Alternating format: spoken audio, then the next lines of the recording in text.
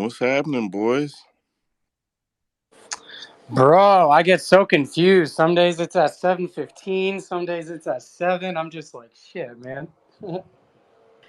Yeah, the goal is 7, but I can't always get it off at 7, so we were at 7:30 for a while, but I can pretty much do 7 your time every day now. Oh no, you're good, man. It sucks because I'm used to getting off at 5, but I'm working at like another property for the rest of the month and I don't get off till 6, so then I don't get home until 6:30. So then I have to like scramble to like get ready. And just like you're moving it up, and fucker, I need you to move it back. No, it's one of those things where it's like moving it up actually makes sense because I think we can get more people in the earlier it is. But at the same time, it's like I can't get off when I want. You know what I mean? Yeah, I got you. Fucking man. So I did. I mean, we ain't full yet. I don't know who's coming tonight. But I did a tweet on Topic page and pinned it that has everything we do now. So if someone could just pin that, because I can't pin tweets, bro, even with a new phone. I don't have that option. Give me a minute. Give me like 3 minutes because I need to just finish this write up really quick for the Vittori fight. So I'm gonna mute myself for just a couple minutes. Okay, I'm almost done. Good enough, bud. Want to shout out, but I will pin that shit up. Just give me a minute. Hey, who's doing the Gaethje fight? I don't think anybody actually took tape on. You are if you want it, Cade. I think most of us are going to talk about the co-main. Yeah, There's no point. I actually having wrote one person something on up, tape. and I know I'm not part of the tape group like that, but I just did it for fun. I figured you guys had somebody that did it, but I just wrote notes just so I could chime in on anything that that I might be able to add. Hey, Cade, you're welcome into the tape group, bro. Just I know you're spotty being able to hold in here all night, bro. And I know you got you got the fucking combat lounge and everything going on, bro. I just don't want you to feel dragged into it. It's more of my, to be honest with you, bro, it's more about my 2-year-old. She just be getting into shit, so I have to like hop out of here and come back when I can. And she doesn't always go to bed when I fucking tell her little ass, so you know how that goes, bro. Yeah, I got 5 kids and a 2-year-old, bro. I know all about that. You know what? I want to shout out the league winners and get it on the recording, even if it's early and they're not here. The Fanatics League, bro, only 7 people or 6 people did it this week or some shit. Like, weird as shit. We forgot to mention it and nobody did it. But Marin actually took first place. Rough week, 8-4 was first place. Steffordson, man, that's the dude. That dude is always in the top 3, I think, since it started. 7-6. And bro, it got so rough. Third place is 6-7. We'll leave it at that. We try not to talk about people who go negatives around bro, here. I will tell you flat the fuck out right now, Joe. I came into the On Topic group chat talking my shit.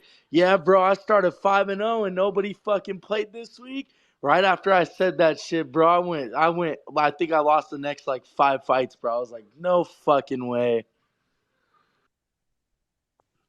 Yeah, I think we're trying mic check. How's my mic working tonight? You sound great. Yeah, that's how it always goes, Cade. Always. Yeah, Cade, I think we're focusing more on like the people that had the full card picks because it's even if you're not confident, you're still putting every pick down. So the guys that get that one take the top spots no matter if you are 5-0. It always goes off the highest percentage for the most fights. So I guess if you're only getting 5-0, even though you're not picking them, you're not technically losing them because you're not picking fights. I guess it's just like a void, so you don't get that credit. I just pick every fight for fun, to be honest.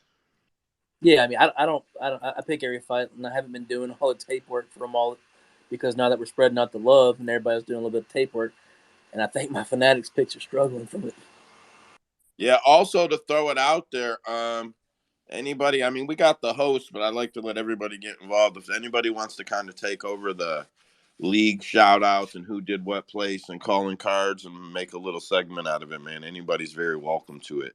I do want to go on record to say that I told you and Usman told you not to take fucking Jan, and every single one of you got the main event wrong. That fucking played that week. That played that. I think Wes said it too. Wes isn't here, and I wish he was with all my heart right now because I think he was on physique too, bro. Like I don't know how you boys landed. No, I'm pretty sure he he thought Marab was gonna die.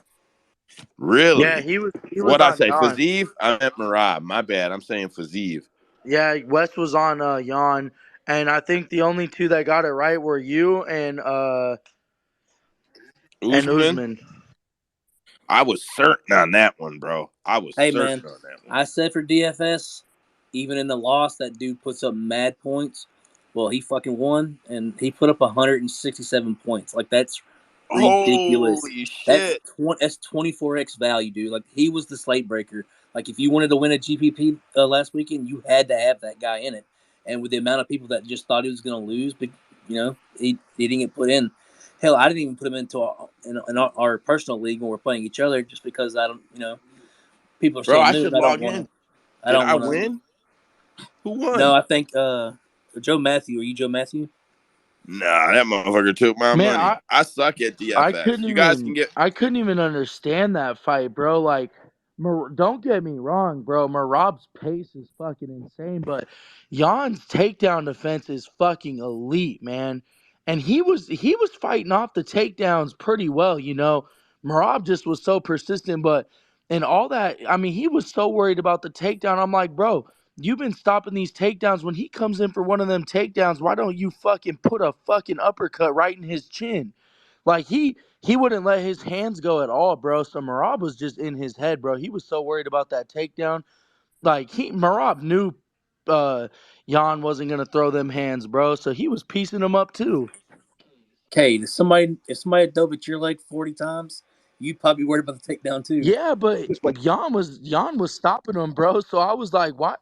I was like, Jan, like one of these times, bro, like even if you gotta bite the bullet and go down, like you were getting up pretty well too, like throwing uppercuts. Let me tell you something, man. A man that's got the cardio to shoot 44 takedowns and No, throw that that shit many is insane strikes, for sure. that dude is unbeatable. Like dude, that's some insane shit. Officially, he looked like he could have fought three officially more rounds after that. 49.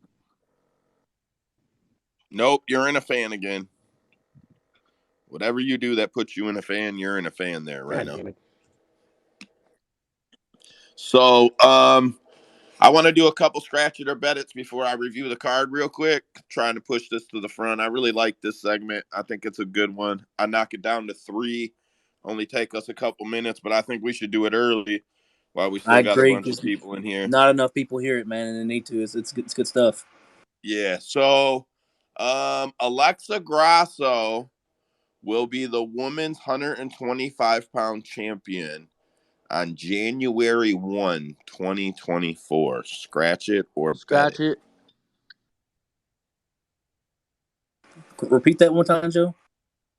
On January 1st, 2024, Alexa Grasso will be the 125-pound champion. Scratch it or bet it. Whew. I'm gonna have to scratch it, man. I just don't know that she gets that lucky transition like that again.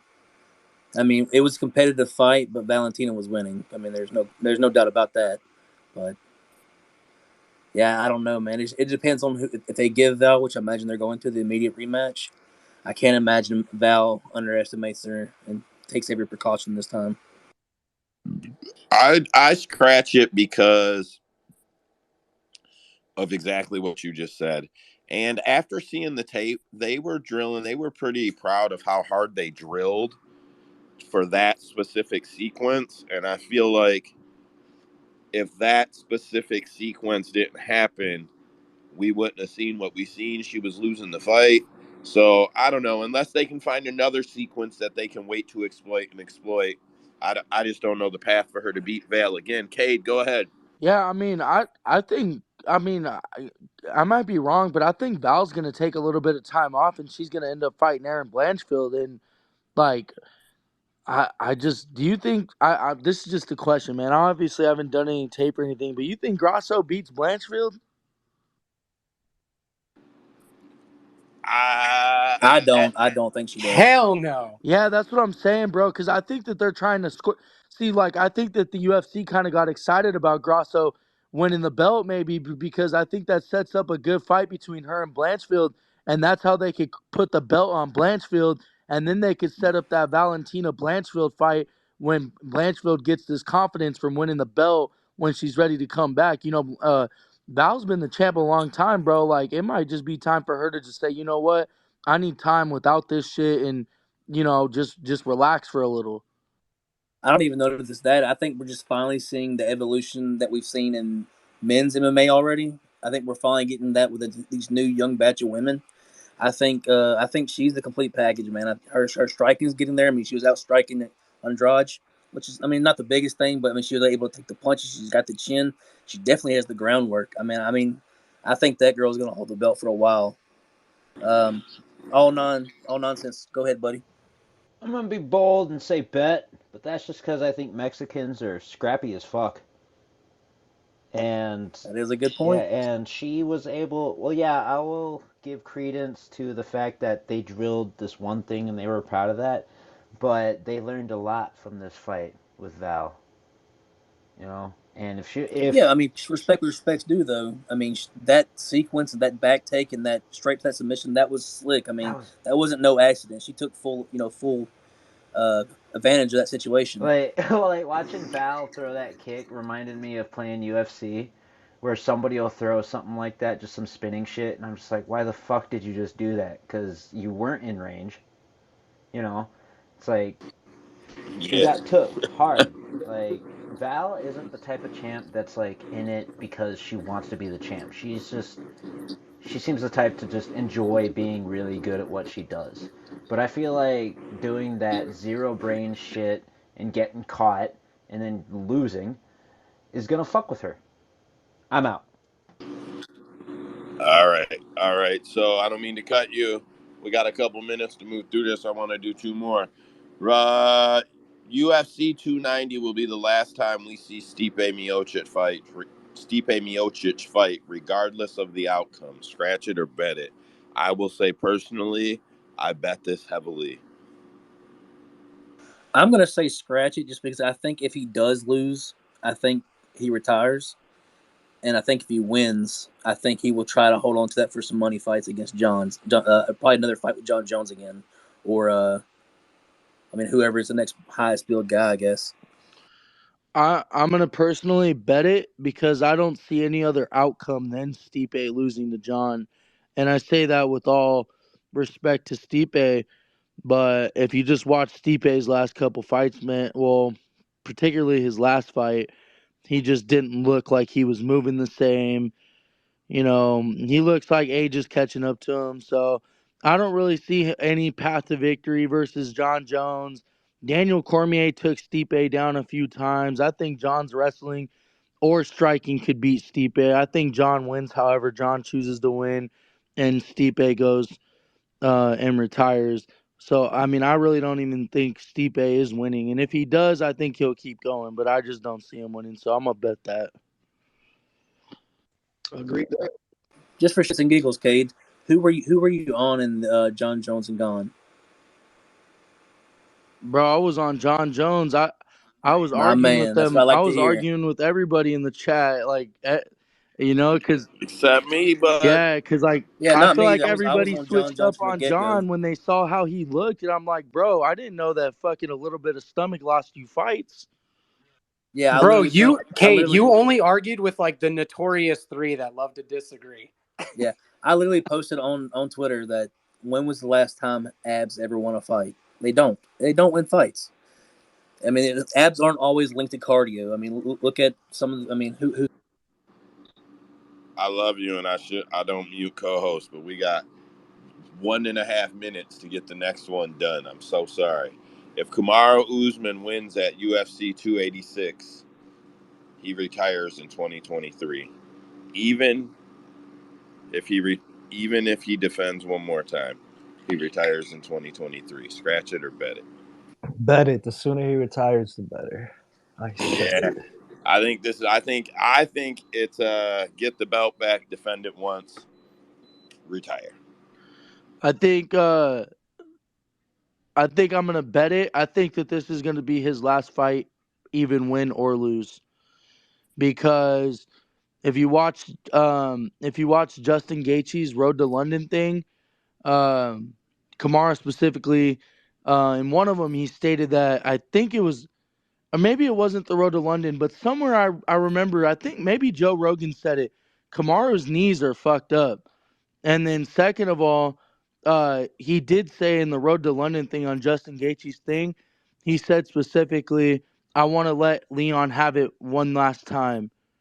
So to me, it felt like I'm going to go in there and beat Leon, and then I'm just going to fucking I'm going to retire if he beats Leon. He did date himself.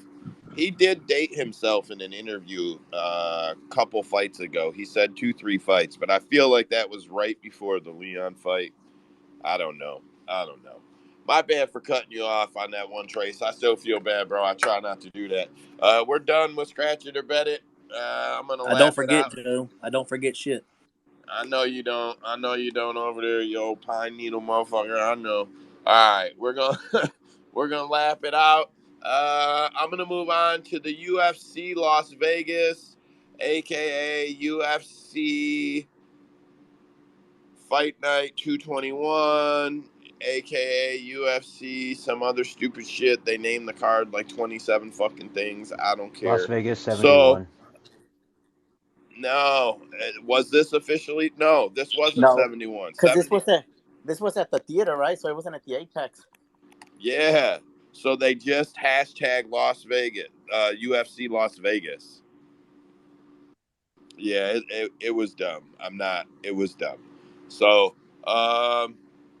13 fights, 8 favorites won, 5 dogs pulled it off. Debuting fighters went 2-2. Dana White Contender Series alumni went 1-5. Estimated pay is around $3.1 million.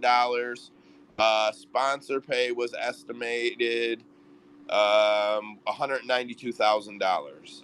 Marab Dawalishvili beat Peter Yan via unanimous decision. Marab pulled an upset by absolute domination. He landed officially 11 of 49 takedowns. Like, I don't know who sat there and counted that shit up 88 times to decide that it was 49 and not 44 or 47 or 45 or all the other numbers I heard, but fine, 49. Yeah, I lost count in the second round. Yeah. Jan estimated to have made $370,000. Marab estimated to have made $310,000. Alexander Volkov pulled off another upset. Beat Alexander Romanov by TKO round 1 strikes. That's 2 in a row for him. I was looking at it. I don't really know who he will fight next. I think it will be Tuivasa. You guys can give me shit about that if you'd like to, but I really think maybe he gets Tuivasa next. He pulled pretty big paycheck for the night, $415,000 estimated with base, win bonus, and sponsor. Krylov defeated Span. I got that shit wrong, bro. It was fun. I mean, it wasn't long, but it was fun. Like, I mean, it was fun. Krylov is now number 6 in the light heavyweight division on a 3-fight streak over Span, Ozdemir, and Gus. With Jan coming off of a draw and then the questionable win. I think the rematch between him and Jan probably makes the most sense. I don't know if that actually happens. There's no rumors. There's nothing on that I seen. That's just what I think could happen. Jonathan Martinez beat Said Nurmagomedov by unanimous decision. Huge win for Martinez. I'd probably expect him to get a top 15 crack soon. Yeah, I think that'll be a fight that gets him a crack at the top 15. Yeah, well, wasn't Saeed ranked number 14? So most likely he either takes that 14 or goes up to 15, and then Saeed goes down, something like that, Oh, I didn't know Saeed was ranked. I thought he was Yeah. just outside of the rankings. No, he was even number 14. I think he was 15 when he beat Sayokub. So after that went to the other side, then he went up to number 14, which was only one spot, but you know how the rankings go. But yeah, he was number 14 starting this fight. Nice. So that will get him in the top 15. I think he should be there. Mario Batista defeated Guido Canetti by submission, rear naked choke, 3 minutes, 18 seconds into round 1. I think everybody's seen that coming. He's now on a 4-fight winning streak, 3 finishes in the first round. I don't know. He's definitely got to be a top 15 fight next. If they don't give that guy a top 15 fight next, they're out of their fucking mind. Marin, go ahead. Yeah, just wanted to say that. I mean, although most people were on his like inside the distance because I mean it paid better, but and also like his talent, but Guido for sure he put up a good fight. I mean, just want to say that this one was also a short but fun one. Loved all the scrambles and Guido trying to like do it, but yeah, sooner or later Mario and his youngness caught up to Guido. Yeah, so like I know it was 3 minutes, but like he did better than I thought. As horrible as that is to say, all nonsense. Go ahead. Mario Batista is a fucking monster. I've been amazed by his fights. And of note, David Machad is in his corner, and he's a former lightweight in Bellator, and Machad is a fucking savage through and through, and he's a fucking smart fighter. He's a smart fighter. I only shout that out just because Machad is part of my tribe. Out. Yeah, I think he's actually a current PFL fighter. Okay, I'm not back Nice. out. He's actually retired from PFL because he has a bad ticker. Gotcha. All right. Vitor Petroni defeated Anton Turk. Come on, man. Give me. Turkali. Tikali. There you go. There you go. Unanimous decision. Petroni is still undefeated, 8-0, 1-0 in the UFC. Both men won their first performance bonus, receiving fight of the night, $50,000 apiece. Carlos Williams defeated Lucas Brzeski, unanimous decision. Brzeski earned a UFC contract in September of 2021. He submitted Dylan Porter by rear naked choke on Dana White Contender Series, I believe, if I recall. I didn't note that. Then he popped for clomiphene, got suspended. Now looks like shit and has went 0-2 in the promotion. Yeah, I don't even feel bad for calling him out. Fuck him. Whatever. It is what it is. It's fucking obvious.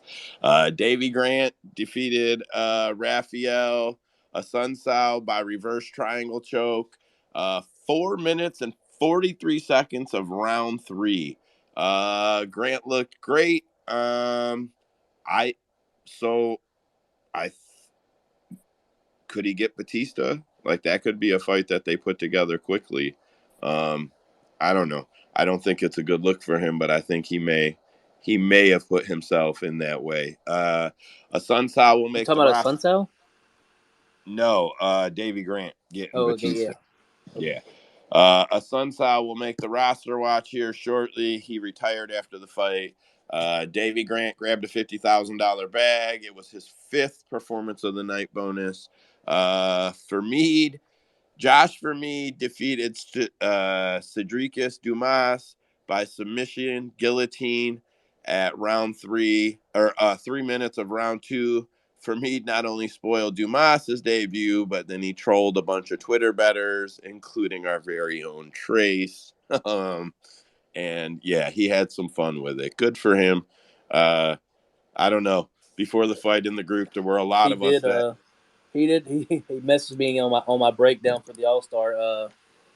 For J Spec, and yeah, it was pretty funny. He just said unfortunate for your bet or something like that along those lines. But he seems like he has a good sense of humor. Seems like a cool dude. Honestly, Cedric actually started off talking shit to him on his post, but Fremd was just like such a cool, nice guy. Like it was a big win for him, even in the fight and personality wise, because you see how he is, and a big L for Dumas because he's kind of a punk. Yeah, agreed.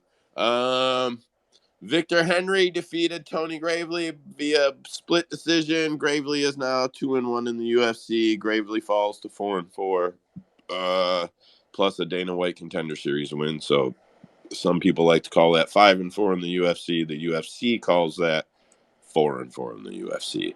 Ariane Lipski defeated J.J. Aldridge by unanimous decision. Lipski is 3-5 in her 8 UFC fights, but it was her most complete performance. However, that was J.J. Aldridge.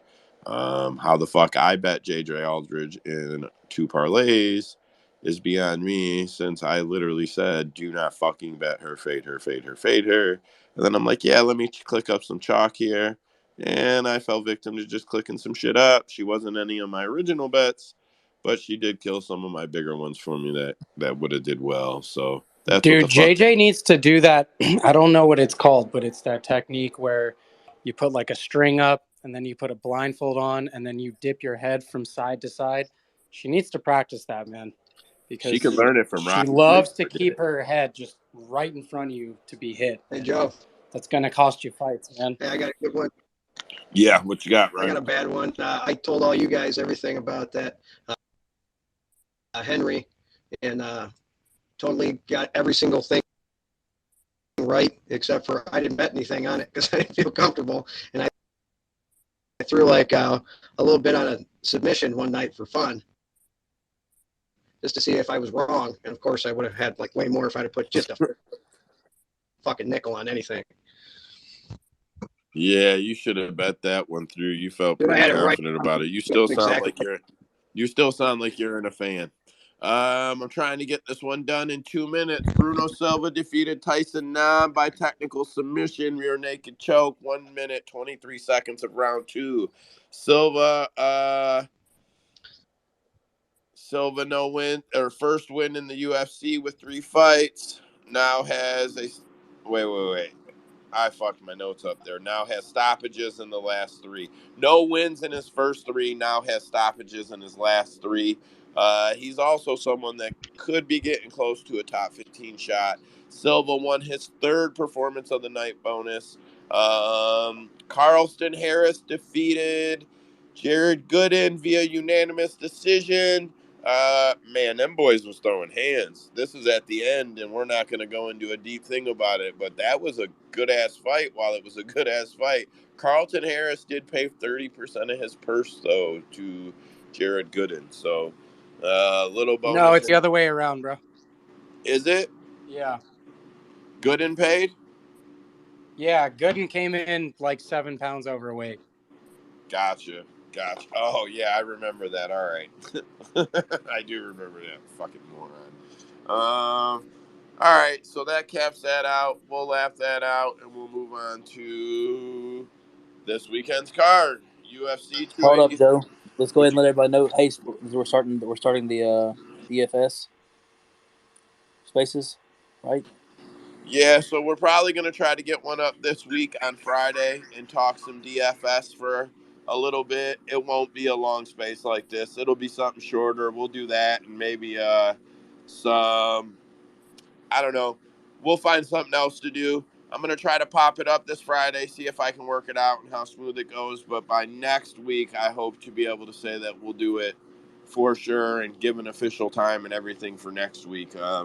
I've definitely been trying to work out in my schedule when I can get to a Friday space. I know Andrew said that he'd be able to make it.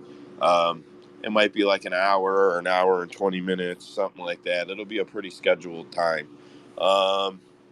Yeah.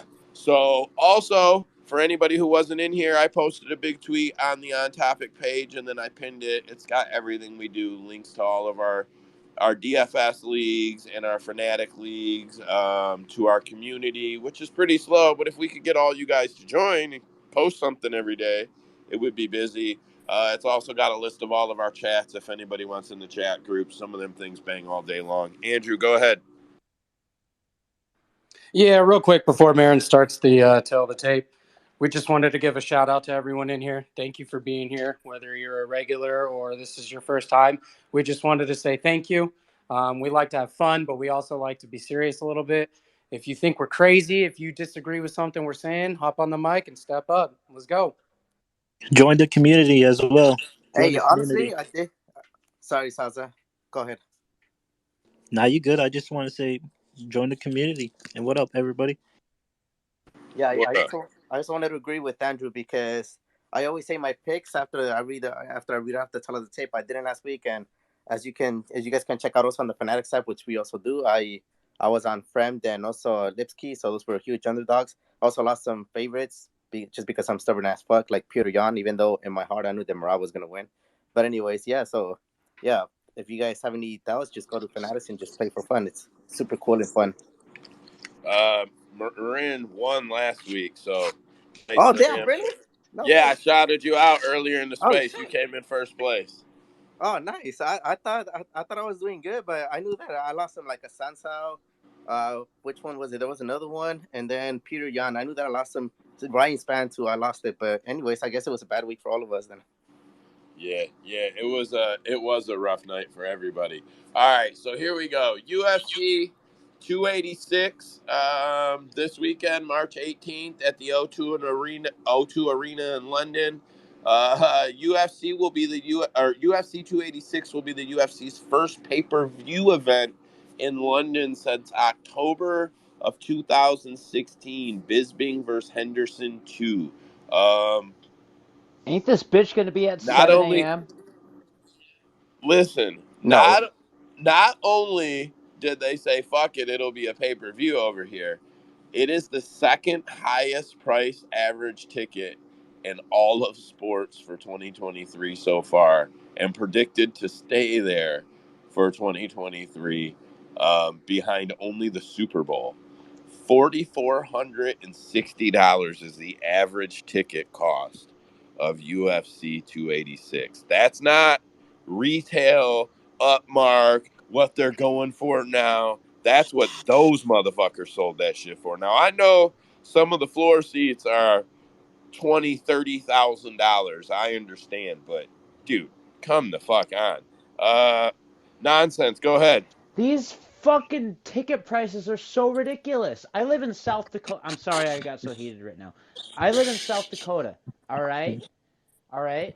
Fucking, they're not going to be coming to South Dakota for a hot minute.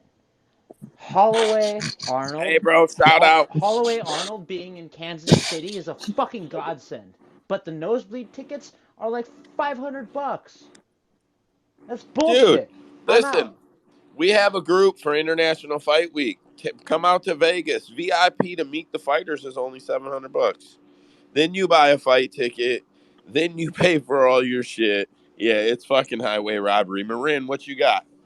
Yeah, just wanted to say heads up to everyone because I think I heard someone ask about the time. So since it is in London, for us here in the US, it's good. The early prelims will be at 10 a.m.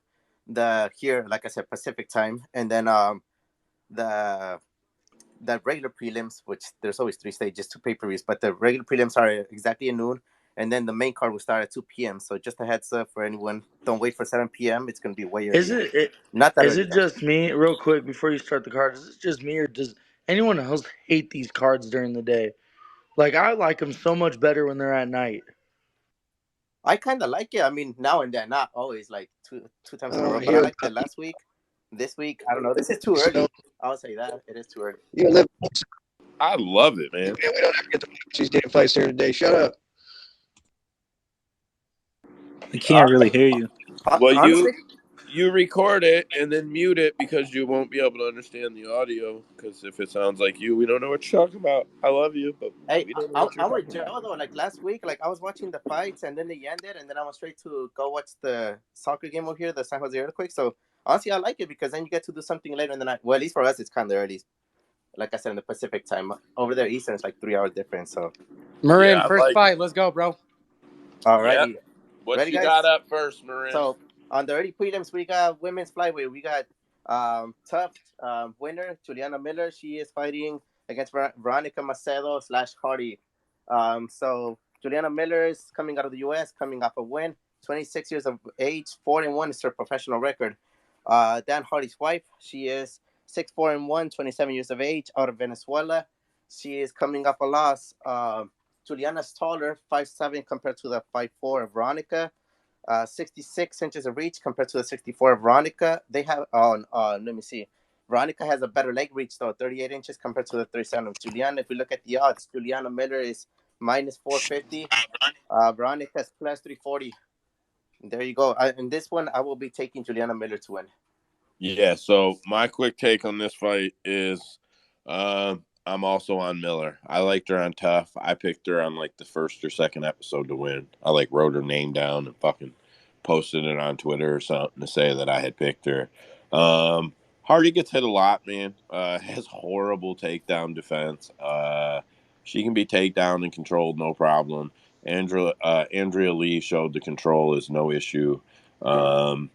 Yeah, she only has a win against 4-4 Polyana Vienna in the UFC. I found that interesting when I was digging through her stats. 3 inches in reach, 4 inches in height for Miller. I'm on Miller. I will play her in parlays, and I probably will parlay her KO somewhere. I know Gary had tape on this one, so Gary goes first. It's all you, bud. Yeah, thanks. That was a pretty solid breakdown. I think like there's not really a ton of breakdown warranted for this fight. I think Hardy like the main thing for her is just like she's one of those fighters that isn't, to me at least, quite in like that elite athlete shape. So like I for real think she should be in strawweight.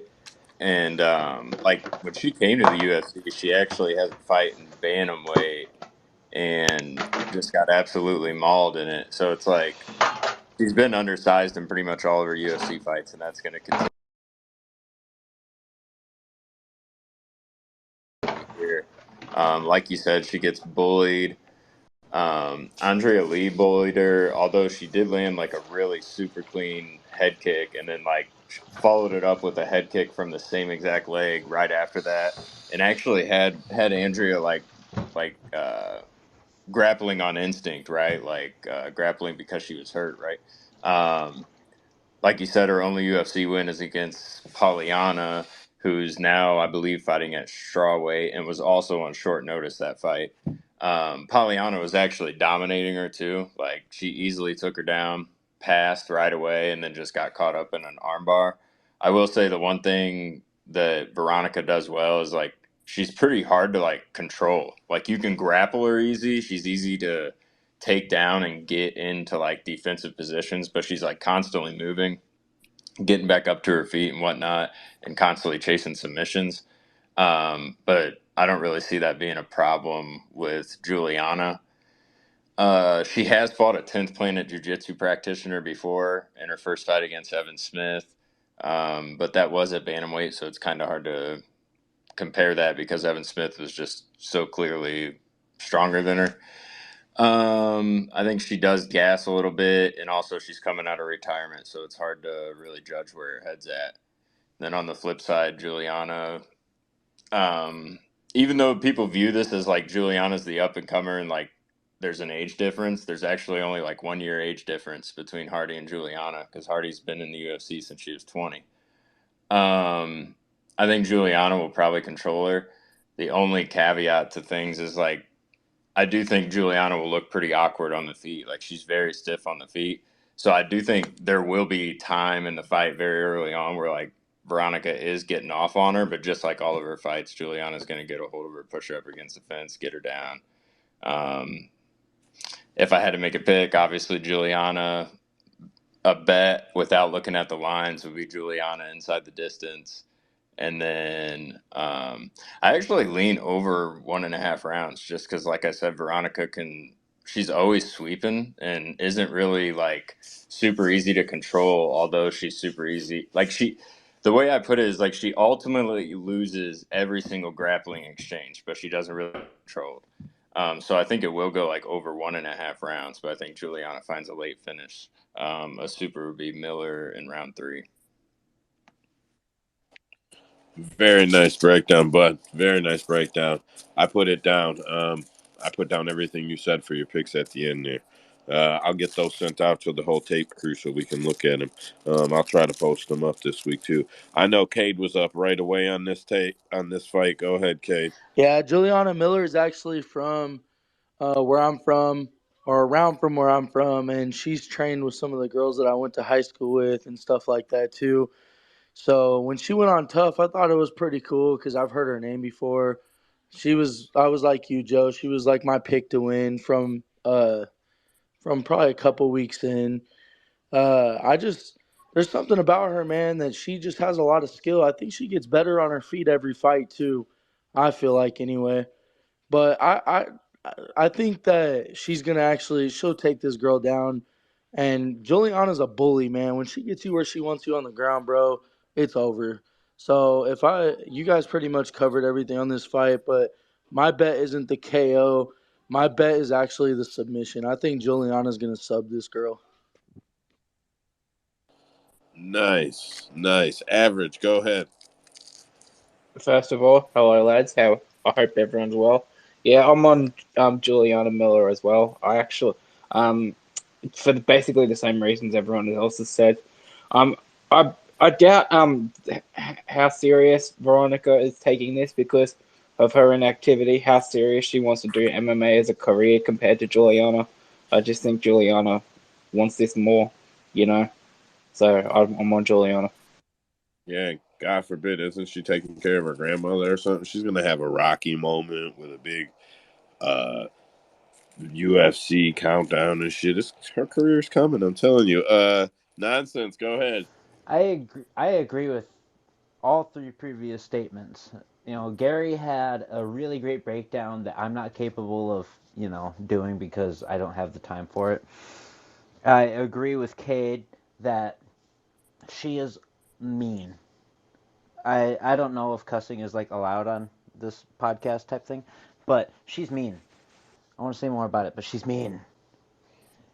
She's a meanie face. She is so just she is so down to swing and bang, but she is also so down to get on the ground and, for lack of better terms, throw down. Like, that's what I really love about a fighter, is if they're willing to just get in there and let everything loose and fucking and yeah, just be mean essentially. And that's something that I've known I about. think we got it. We like her too. Yeah, that's something. I like to Give say it Don't to that. that hold hand if you back, want just to. swear already. I'm sorry, but that's something that I've really loved about Juju is the fact that she's genuinely savage, and I don't think that's something that happens a lot in women's MMA, and that's why I give her the edge out.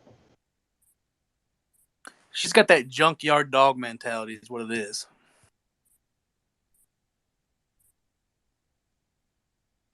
Junkyard dog Juju. I think that's solid. Junkyard dog Juju. I think that laps this one, yay? Agreed. Oh yeah, I thought I Agreed. had my Just a mic on there. tad. Shit, Just a I tad. just said that shit. I was on mute. Marin, what you got Yes. next? Next up, we have a lightweight bout between Jai Herbert, fighting out of the UK. He's a homeboy right there. And by homeboy, I mean that he's fighting out of the UK. He is 12-4, 34 years of age. He is fighting the Slovenian Ludovic Klein. He is 19-4 professionally, 28 years of age. Jai is taller, 6'1" compared to the 5'7" of Ludovic. Better reach, 77 inches compared to the 72.5 of Klein. He also has better leg reach. Oh no, yeah, they got the same leg reach at 41 inches, which I found weird. But they're both coming off a win. They got Ludovic as the favorite at -190. Jai Herbert as the underdog at +160. In this case, I'll also take Klein. So I'm actually on Herbert. I was surprised that he was the dog, to be honest. This dude is way taller, way longer in reach, got real KO power. People look at his resume and go, oh, he's 2-3 in the UFC. Bro, Klein has not beat world beaters. He has not beat world beaters. I'm on Ja. I will parlay him and I will parlay his under 1.5. If we want the path for Klein, I think it's decision. Rhino has tape on this one. Go ahead, bud. All right. I watched a lot of both of the guys. This is definitely was a hard one for me for the same reasons. Watching as soon as I saw the line, I was like, wow, I thought it was going to be closer. Uh, Basically, what's happened to Herbert is he's lost to some pretty tough competition.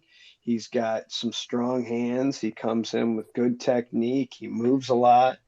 He's got a sick fucking left kick that is like a switch kick from his orthodox stance. And he took out, almost knocked out Taporia with it in a fight that Taporia ended up coming back and knocking him out with a hard blow. But I don't think too many people get past that. That's the one part that I see that he can really beat Klein. Klein he's a southpaw, and he drops his freaking right hand all the time, kind of in just his technique. And I kind of see that same kick taking him out. But I also see his wrestling has played a role actually in a few of his wins when he has taken people down. He's done it like 4 times in a fight. He's done it in another, and he's won them both. And when you look at Herbert, he's lost every single time he's 0-3 when he's been taken down in the UFC. I watched him get manhandled by Masarno, and I also watched him get taken down back by Taporia. I mean, he's got a little bit. He also gets caught with a left hook. If you go for a double leg takedown, you just hook him with the left side. He falls right back to him. And Klein does the same thing, just like Marciano did to him. So I really do see that Klein and him both don't really have enough power knocking each other out. So I don't think I see that coming.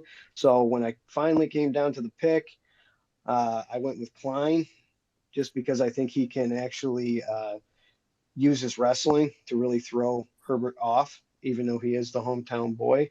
I took the money line on Klein for the bet to use for a prop before it gets too high. I also took Klein inside the distance because I think he can submit him if he gets him to the ground enough, because Herbert's takedown defense is not very good. Like I said, he's lost every single time that he's been taken down, and that's what I think Klein brings to the table, and I think that's what he's going to do. I even took my super bet at just calling for the submission. Very nice. Very nice breakdown. It's me versus you on Hard that. pick either way, though. Hard pick. Yeah. Nice breakdown, though. Anybody else on that fight? I don't expect a bunch of hands on this one. I just got a question. Isn't Jai Herbert Leon Edwards' teammate? I do Say not that again? have that answer. Isn't Jai Herbert Leon Edwards' teammate? I have no idea. I can find out real quick. Man. Yes, he is. I mean, he's over there. It wouldn't Oh, he surprise is? me. Then never Yes, he mind. is. I don't pick him no more. They're all going to lose. Hey, I'm calm joking. down. I'm joking. I'm joking. I'm joking. No, but All You're right. not yes, he is joking. because You're not joking. You're not joking. I saw that whatchamacallit, ESPN MMA, they always like to post some funny shit, and they were posting how the head kick from Leon got posted by Jai Herbert on Twitter, and then they reposted it over there. Tapology has him training at some Team Renegade Jiu-Jitsu place, and Tom Breeze is with him there. Other than that, just no big guys. Just one thing I think y'all didn't touch on enough about it. Jai Herbert has a suspect chin. That dude goes to sleep. I mean, he got hit by Taporia, though, man. That was a freaking gun. But he also got knocked out by Trinaldo. Wasn't he a weight above what he usually fights at? Didn't he go up for that yeah, fight? He did go up for that. And Jai Herbert also got knocked out by a 40-year-old Trinaldo. Like I get it, he's good on the feet, but he does have a suspect chin. So I would just change. I'm not gonna tell you how to bet. I'm just saying my approach would be just take the inside the distance. Don't get too cute with it. Well, that's very true. Not bad. Not a bad add on there, Trish. But Ludovic Klein ain't knocking nobody out. He's a submission guy. Yeah, I mean he's got decent boxing, but I'm praying for it to kind of end up in a ground game. Well, it is a fight game. I do hear they throw strikes every now and then, so somebody might get caught. No, I think he'll get popped. No way. Get popped, but I think he's got a good chin though. All right. Andrew had his hand up. What you got on this one? I didn't raise my hand, bro. Your hand was up. I seen that shit, bro. Don't try to lie now. How you gonna tell him he did with his hand? Gabe, you on this fight, bud? I was clapping when Trace was talking, but I didn't put my hand up. I thought it was up. No worries. Gabe, what you got, bud? Top of the night to you. What's up? Did someone just say Ludovic Klein's a submission artist? Is that what I heard? He's a submission. No, I said he's a submission guy more than he's a knockout guy. So Jai Herbert's chin can pray aside, bro. I don't know about he that actually one. started in boxing. Yeah, I don't. Well, look at Klein is you look at his recent finishes. They're more submissions than they are knockouts. That's what right. I No, it's meant. But 8 knockouts, 8 submissions. if you watch him fight though, It's he's not Yeah, I definitely going felt for like he was well submissions. rounded. I'm Klein pretty will sure knock he. your head off. He's definitely a kickboxer. He's a kicker. But as far as like the fight, yeah, Herbert's chin is awful. Like it's like the thing like where Herbert is definitely the side as far as like he's the better boxer. He can pressure and stuff like that. But watching the Taporia fight, like as soon as he steps back, he loses the fight. So that's the same thing here. Like if he takes a step back, he's fucked. Like he's gonna get knocked out. Um, as long as he can pressure, then he'll be fine. Just because Ludovic doesn't really use his hands too much. But I don't know. I think it's just inevitable. Klein hits pretty hard. He kicks really hard. So I think it's one of those things where Klein doesn't really even have to land fully, and he'll knock him out. Making my pick feel even better. Anybody else on this fight? Nice take, Gabe. All right, I'm proud to lap this one out quick. That was about 8 minutes. Not too bad. Marin, what you got next? Next, we have another female fight. We got Joanne, formerly known as Calderwood. I don't know what she lost at Calder, but it's Joanne Wood fighting against the Brazilian Luana Carolina. Joanne is fighting out of the UK. I think she's Scottish, but she is 15-8 professionally, 37 years of age. Luana's 8-3 professionally, 29 years of age. They're both coming off a loss. They are both 5'6" in height. Luana has better reach advantage, though. She is 69 compared to the 65.5 of Wood, but they have the same leg reach at 38.5 inches. If we look at the odds, they got Joanne as the favorite at -174, and Luana is the underdog at +145. And I'm also taking Joanne Wood in this one. To answer your question, Marin, she married her coach, John Wood, so she just dropped the Calder and kept the Wood, if you know what I'm saying, Bubba. Oh yeah. No, that makes sense. I just saw that it was one full name back in the day. Pun, Sorry, I just pun didn't know the intended, history. guys. Pun intended. That was no accident. And It's can we just talk like about Hold on. we talk sorry. about the I just didn't know what the history was between Ian and Gary too with the Machado, but then I looked it up on Google, and yeah, that's a weird story too. But whatever. Go ahead, Average. Yeah, I was gonna so say this fight was on the main card, and now it's an early prelim. Talk about a downgrade. yeah, there's a fucking reason, bro. Like, Yeah. don't be ridiculous. And anybody that's hot to bet this fight is also silly. Joanne Wood being a favorite is, I can't even understand it. And I'm not even taking for Luna. Like, this should be an even money. This should be an even money fight. These fuck man. I try so hard not to talk bad. So like, I know everybody's gonna say, "Oh, she lost to Grasso and she lost to Santos and then she lost to But it's Murphy and yeah, big but it's fucking JoJo deal." Calderwood. And then big Exactly, but it's fucking deal. It's JoJo Okay. Wood. Okay. So everybody's gonna say, and then she lost to Murphy, but then she beat Jessica. That's not a fucking win. That's not a fucking win at all. And then she lost to Maya, and it gets deeper than that. Like there's no one. Man, I don't know. If you're trying to force a dog play or you want to bet every fight, this is dog or pass for me. I could not understand this not being dog or pass for the life of me. Tape was Usman. You there, bud? What to do? Y'all hear me? Yeah, get after it, bud. How Usman, you give me doing, some Usman? sprinkles, buddy. How Guys, you I doing, watched Usman? the tape. I watched the tape. I don't know what the fuck to tell you about this fucking fight, man. He What sounds do I tell y'all? traumatized. Do I tell you be safe and hit the over? Do I tell you be sexy, hit the +270 under 2.5? Because both of these girls are absolutely garbage at this point. Do I tell you that fucking Joanne Calderwood, if she fights the fight like she fought Alexa Grasso and at least moves forward, she has a shot? Yeah, sure. I don't know what the fuck to tell you about these guys or these girls. Luana Carolina, she's a distance fighter that does not know how to control distance. If she gets put to the fence, she gets glued to the fence. If she gets put to the ground, she gets glued to the ground. If you look at fucking JoJo's recent schedule or her record at all, take her down. The way Talia Santos and Alexa Grasso jumped on that fucking back and on that choke like a spider monkey. Just do that. But Luana Carolina has not shot any takedowns, does not go for submissions. I don't know what to tell y'all guys. If I'm going for a pick, I'm not gonna go with Joanne Calderwood. I'm gonna go with Luana Carolina. I put a post earlier saying that JoJo's her last 7 fights, 6 of them went on to fight for a title. 5 of them went on to fight for a title shot. 1 of them had already fought for a title shot in Jessica I. They're obviously using her to fucking springboard people.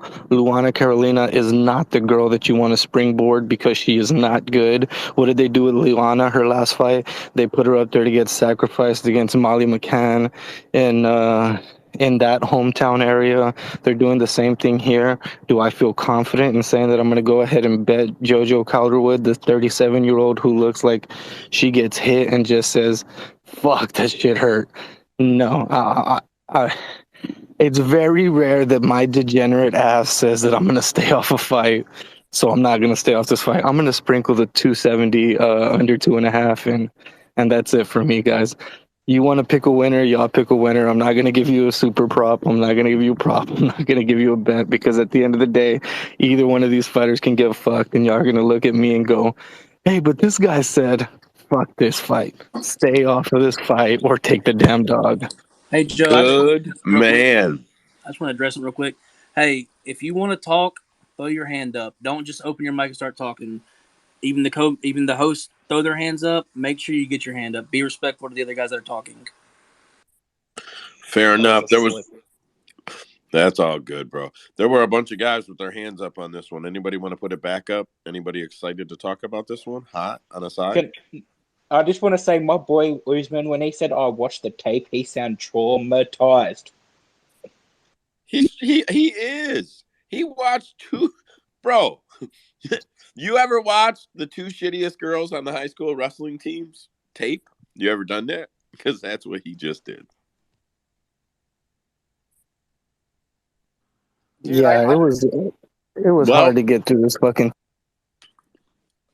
I don't know I'm what okay. it is, Usman, but we always think alike. Because yeah, man, you make total sense. I feel like unless you find just this absolute edge in this fight, there's no reason to bet it.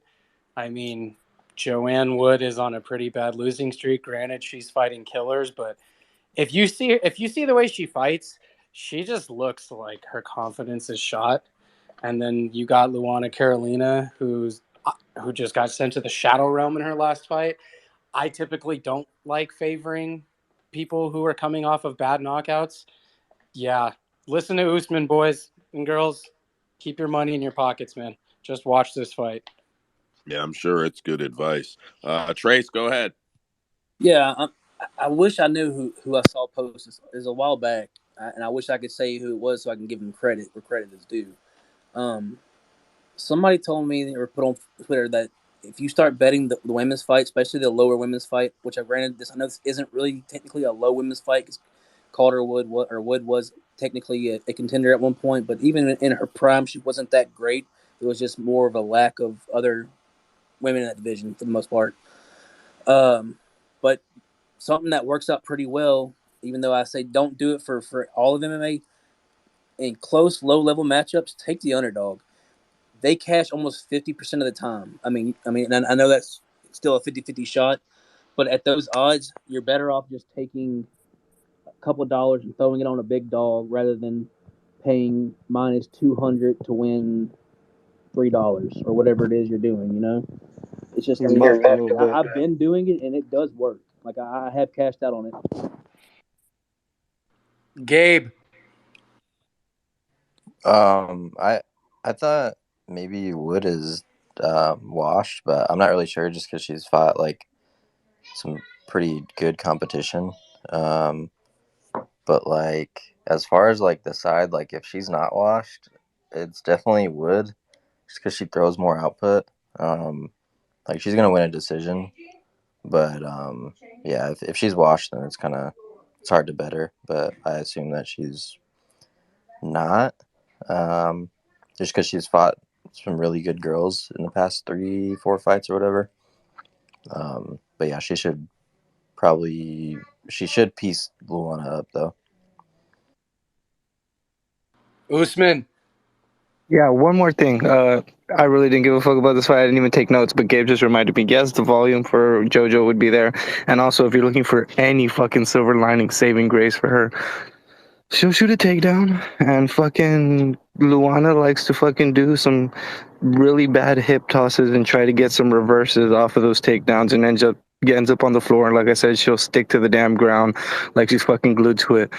So if there is an edge, I mean, JoJo by fucking taking her down and winning a decision. But I ain't confident. Y'all know I stick roll 367 of women's betting MMA, and she's minus 190 right now. If she's getting over 200, I'm going to fade her regardless. I'm going under and I'm going to fade her, hoping these girls break. Good man, because I couldn't agree with you more. I'm lapping this fight. I'm not letting this shit hit 10 minutes. I'm sorry.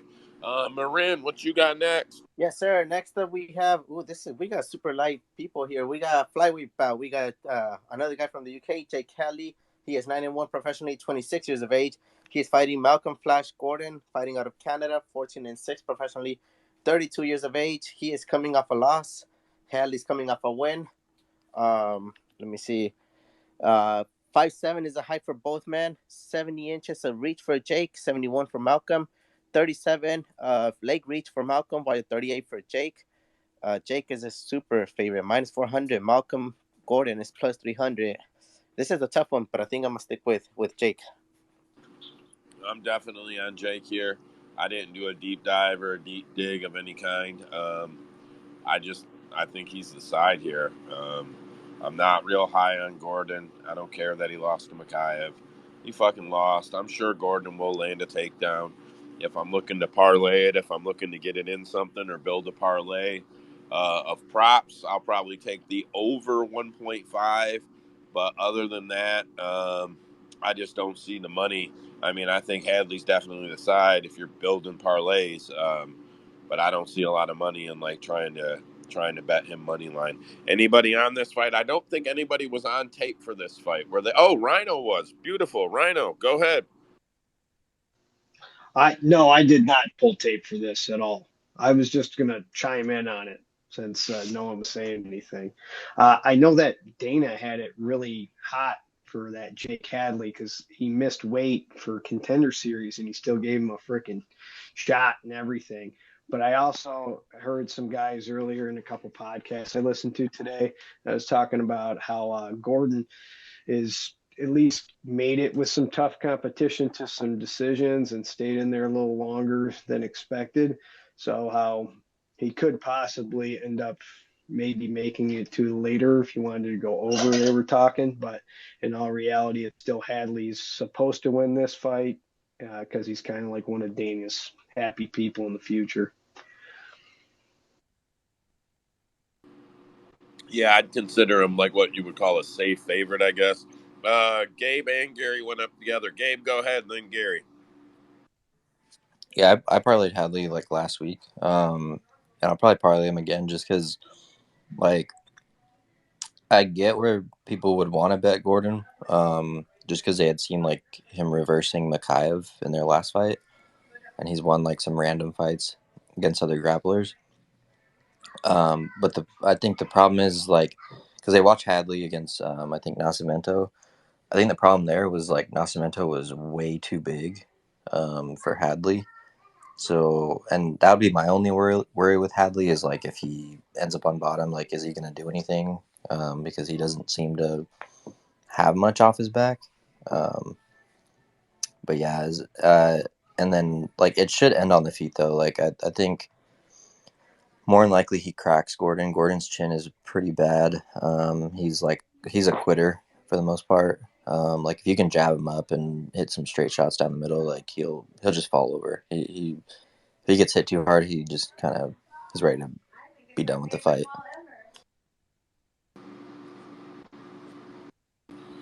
Yeah, I don't disagree with anything you said. Gary, go ahead. Yeah, I ended up taping this one. I think on the last list I had it. But no, I think this is like a rare case where somehow a 400 favorite's actually being like underrated a little bit. You see a lot of people talking about Gordon and his fight with Mikheyev. Like you said, like he still lost. He got controlled for like 10 minutes. And so it's like, his defensive grappling, I guess, you can lend some kudos to that. But the thing about it is, like, in this matchup, it's not going to matter at all because, like, if you watch Hadley's fights as they go on, he grapples less and less. Like, people have the view of, like, him being a submission artist because he is. Like, he's really good on the ground. But his boxing's actually, like, super sharp. And he uses his grappling now to, like, stay on the feet. And then if he needs to, like if he gets taken down, he uses it there. So I actually don't think it'll ever hit the feet. I think he'll at most it'll be a situation where they clinch up against the fence and they maybe exchange position back and forth there. But I don't see either guy going to the ground. I think Hadley's just going to piece him up and TKO him. Yeah, Hadley doesn't actually shoot takedowns. I know he's not bad on the ground, but he doesn't actually shoot takedowns. I think that's a really good breakdown. I think that's a very good breakdown. You got any? So you're are you got anything official picks on that? Yeah, pick would be Hadley. I'm planning to bet Hadley by TKO. And I think it is going to hit under, and like that's just me forcing an over under. Like I would not bet the over under because I don't really think Gordon's going to finish him. Like I think Gordon would have to win some like Hadley like gassing late basically and winning 2 and 3, right? So like I think Gordon has to win by decision. So if you're going to bet the under, you might as well bet Jake. But if I had to say, it's going to go under because Jake's going to finish it. And then the super would be Hadley by TKO in round 1. Nice. I feel the same way about Ja Herbert. I'm on him to be long enough, tall enough, strong enough to get the finish. But if that shit goes past 7 minutes, it's over. Throw your fucking ticket on the floor and leave because that bitch isn't cashing. So I understand your sentiment there right away. Like, sincerely, if he doesn't get it done early, it could definitely fade. Anybody else got their hand up on this fight? I don't think so. So I'm gonna move this one on. And to be clear, like I don't think like the fading's a major concern. I actually think Hadley fades more when he's grappling. Like I think he keeps a pretty decent pace on the feet, but like if there's a way I picture Gordon winning, it's by Hadley just fading and him squeaking it out. You think Gordon could hold him against the fence? If he's really faded, like I said, like I think if they clinch up against, they could exchange. Like Gordon has shown he can kind of like scramble, but the thing is, like I think Makhayev's really slick, but I don't think he's as strong as Hadley for real. Like I don't think Makhayev's like crazy strong. I just think he's like can push a crazy grappling pace. He's really good at chain wrestling, and his technique's off the charts. Yeah, I agree with that. That's a sound statement. I agree with that for sure. All right, I'm not gonna beat a dead dog with a stick. I'm gonna lapse that one out. Marin, what you got next? Yes, sir. Next up, we have a hometown debuting. Christian Leroy Duncan is his name. He is, like I said, from making his promotional debut out of the UK. 27 years of age. He is undefeated, 7-0 professionally. He is the favorite, minus 210. He is fighting at middleweight against the Serbian Dusko Todorovic. He is coming off a win, 20 years of age, 12 and 3, plus 172 for him. In this case, I'll be taking Dusko. I think he's good. He's coming off a win and fade the debut. And I don't know what this Christian guy has, but if you guys have any opinions on that, enlighten me. I think Dusko is overrated as a fighter, but I did not dig into this at all. I don't know who this Christian Duncan guy is. I gave this fight 0 time. I hit like 8 of them. This just wasn't one of them. I do believe Tape was. Is that you, Trace? Nope. No, it's Andrew. not. That's Chris Duncan from the Contender Series. He was the Scottish guy that got. I forget who he fought, but they had like a Nope, crazy wrong bang. one. Wrong one. Is it? Yep.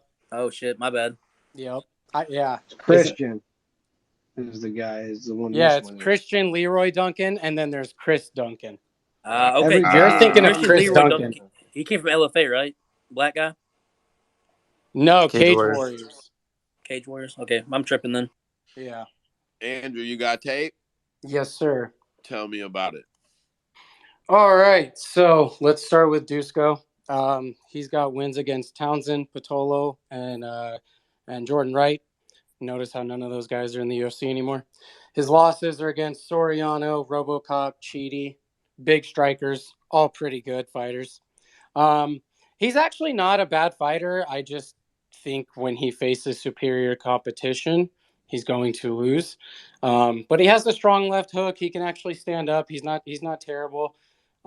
He's very active in the clinch. He likes to strike. He likes to throw those punches to the body, to the head.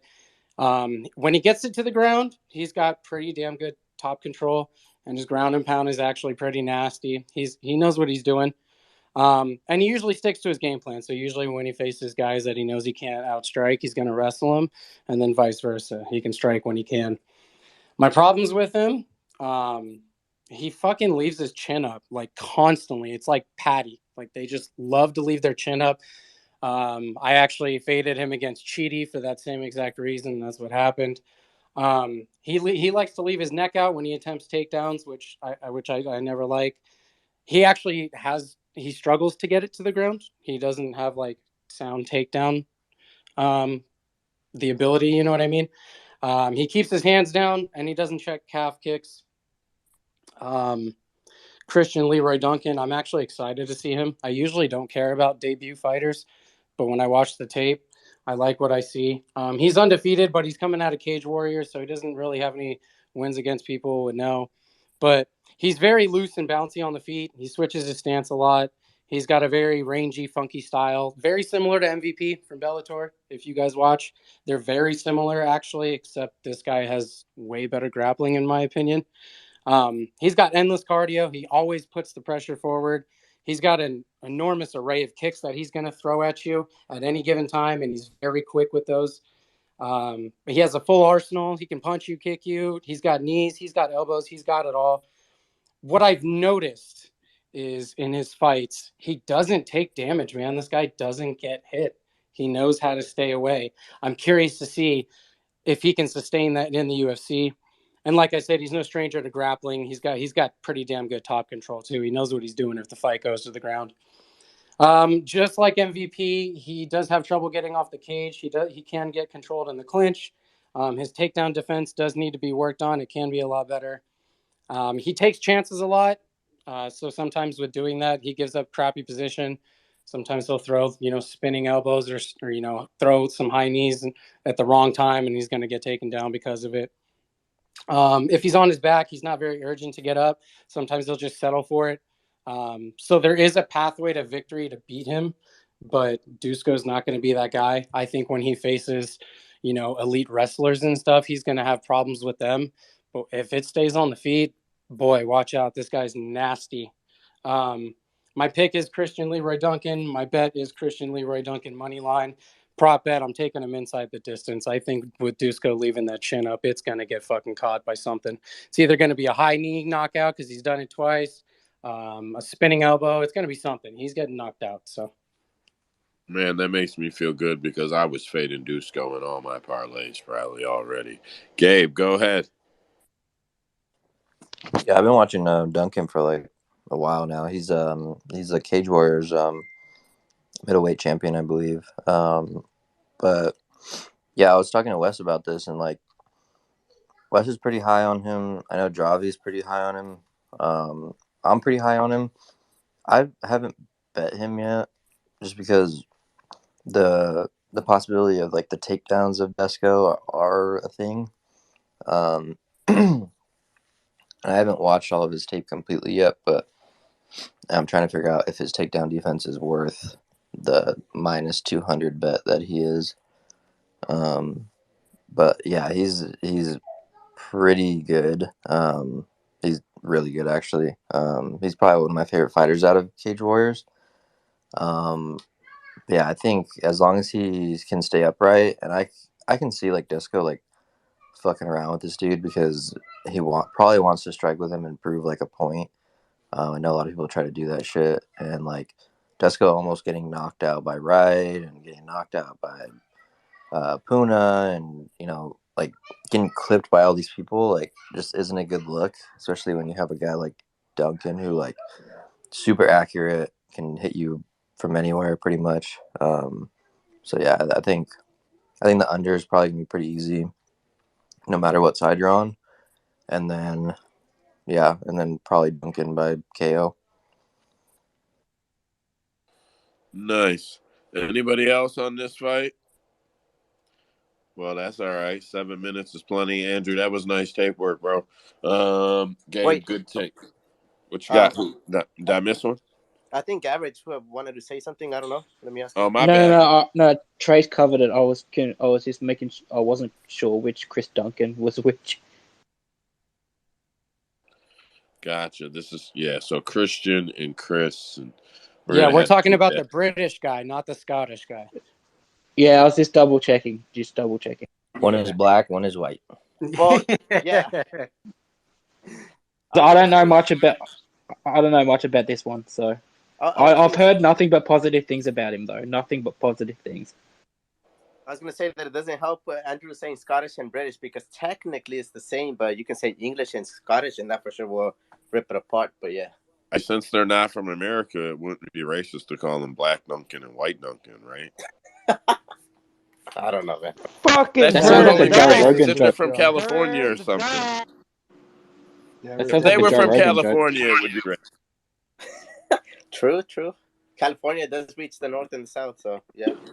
He said that shit is true. Marin, what you got next? Let's move it forward. No, I'm just kidding. Next up, we have this is gonna be the feature early prelims, which doesn't really mean anything. But anyways, we got a featherweight bout between the another British guy, Lerone Murphy from England. He is 11-0-1 professionally, 31 years of age. He is fighting Gabriel Santos from Brazil. He is 10-0 professionally, 26 years of age. They are the same height, 5'9", 73.5 inches of reach for Lerone, 71.5 for Gabriel. I think Gabriel's making his debut. I couldn't get much info on him. Anyways, Lerone's the favorite, minus 170. Gabriel's plus 140, and I will also take Murphy in this one. So I am Yes, not. he is on debut. Sorry to cut you off. He is a debut. He is debuting. I am not particular on either side. I'm not very particular on either side for the simple fact that Nathaniel Wood was supposed to fight Lerone Murphy, and Gabriel Santos is the LFA featherweight champion stepping in to do this on short notice. And the reports that I found on it were only a couple days old, March 10th. So super, super short notice. So it's like one of those situations to me where this kid is either super fucking ready or he just did whatever he could to get his contract. We've seen that shit before where they sign the contract and then, take the L, but they got 2 more fights guaranteed to prove themselves.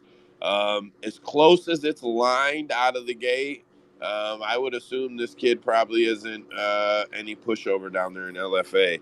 I don't think anybody was on tape on this one. If anybody was, fucking yell at me, but I don't think anybody taped this. Gabe's got his hand up. Go ahead, bud.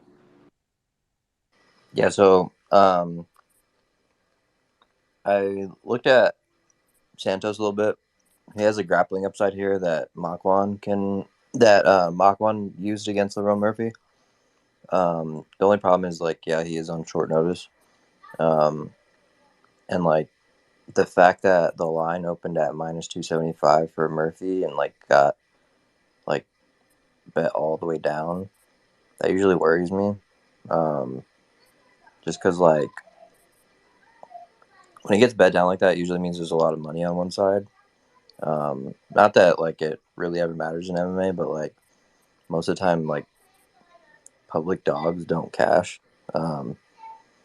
But Span, for example, is one of them.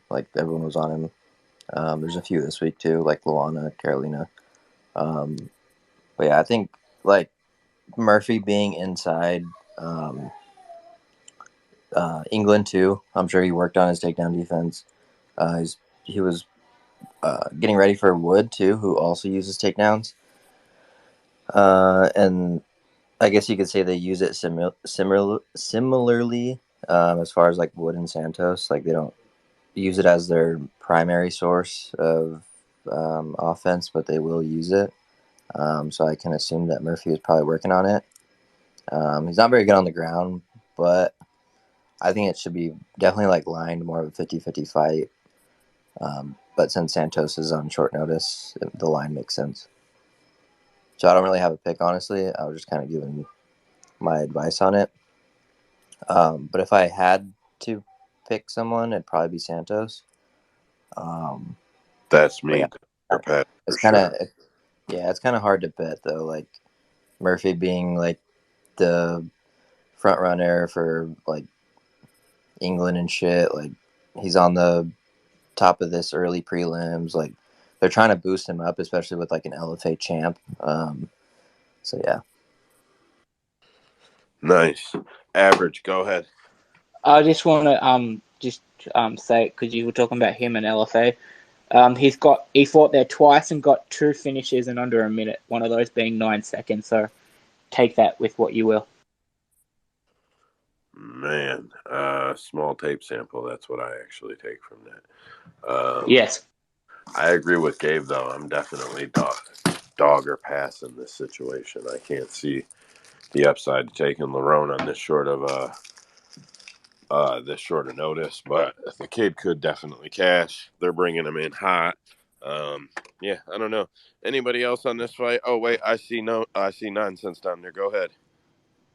Yeah, after looking at their records real quick, I'd have to give it to Santos, considering that 9-second round 2 head kick to ground and pound as My per bad. Capology. That's all right. It happens. But yeah, it's also the fact that so many of his one fights are finishes, and having seen LFA, there's some value in those kinds of finishes. Like these guys see the things that other people don't see. I've seen some body kicks, and I've seen some head kicks, and some bonker shit in LFA. Homeboy's got his work cut out for him. I definitely have to give it to Santos. Out. Yeah, he seems like, I don't know. Yeah, I don't like to repeat myself, but I don't know. Dog or pass seems like the situation here. Gabe, go ahead before we clock this one. Yeah, real quick. Just looking at like the past odds for Lerone Murphy too. Like it's pretty well known. Like he usually loses to grapplers. Like in his first, I think it might have been his first fight, but against Tuhugov, he was a plus 375 underdog, and then he was in his next fight he was a plus 120 underdog to Ricardo Ramos. Um, so like, and I think he won both of those fights, but I'm not sure, but um, I think he's undefeated, right? But like, it was already known that he has a grappling deficiency. So like, if Santos comes in like and starts grappling, more likely he's gonna win the fight. Like Lerone Murphy was losing to Makwan, he lost the first round, and then he finds like a flying knee out of his ass. Like he's not a good grappler, honestly. So if you're playing with Murphy, you're just gonna hope that his takedown defense has gotten better and better, and that he doesn't get taken down here because it's probably gonna be a long fight for him if he does.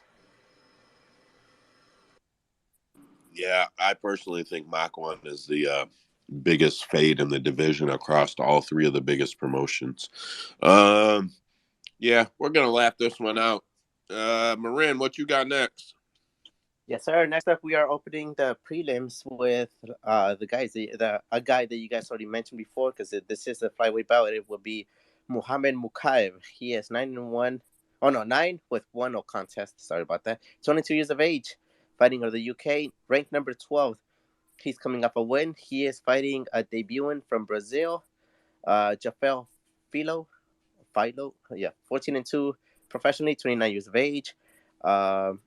They are both 5'7", 70 inches of reach for Muhammad, while 68.5 for Jafel. If we look at the odds, Muhammad is minus 800, plus 525 for Jafel, and I'll also be taking Muhammad. Yeah, so Probably everybody and their fucking mother is going to be taking Muhammad on this one.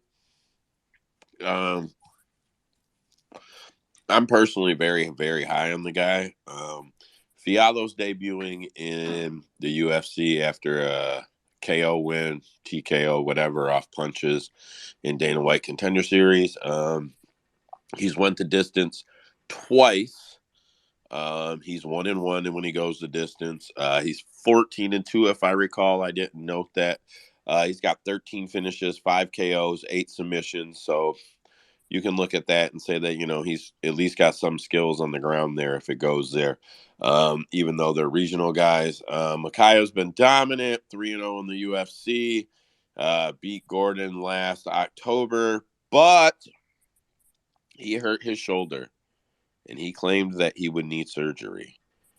And then he was offered a fight, or simultaneously, while he was releasing the news on social media, the UFC hadn't heard about it and offered him a fight, and he didn't want to lose it. So I recovered enough to fight, is what he said. Man, a guy not knowing enough about that injury, I will not bet this fight personally. Dead Picks had tape, I believe. You there, Dead Picks? I ain't heard from you.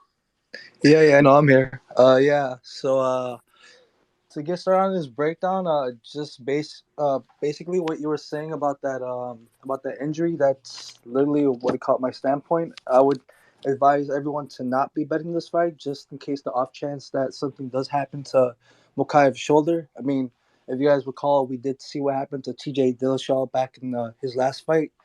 A lot. Some of these guys do probably take these fights, knowing that they're going to be compromised to get, their injuries, fixed on the house. So I'm not saying that this is the case with Mokaev, but if that's something to take into consideration, that should be enough for me to not be putting my money on this. I would not even be putting this in a parlay just for the off chance that, the one negative 800 favorite, doesn't, cash, then I would feel like an idiot. So I'm just telling you guys right now, that's not what I'm going to be doing. I'm going to take Mokaev though for my pick, simply because Hafel lacks a lot of experience. I would say he doesn't have fights with any of these high level guys, and not to say that Mokaev has been fighting high level, but he has fought a better resume in opponents. Hafel has shown some growth in his stand up from what I was able to see from the 4 fights that I watched. In his first fight that I saw, Bisping did do commentary, which was like back in 2016. So that was kind of fun to watch in sense of just seeing how the guy growed. But he didn't really. This Hafel kid, he's okay. What do you call it? He once he's on you, what do you call it? Like once he stays committed to a takedown, he just sticks to you. He just doesn't let off. He likes to really just stay on you like a glove. But the thing is, what I noticed is that he doesn't really have a lot of output in terms of like hunting for submissions or doing ground and pound. That's something that I didn't like. And with the striking output, it wasn't there for me. Like he does like strike. He does put out the punches and the kicks, but it just doesn't land, and it's not dangerous enough for me. I don't see an edge for him in this fight against Mokaev.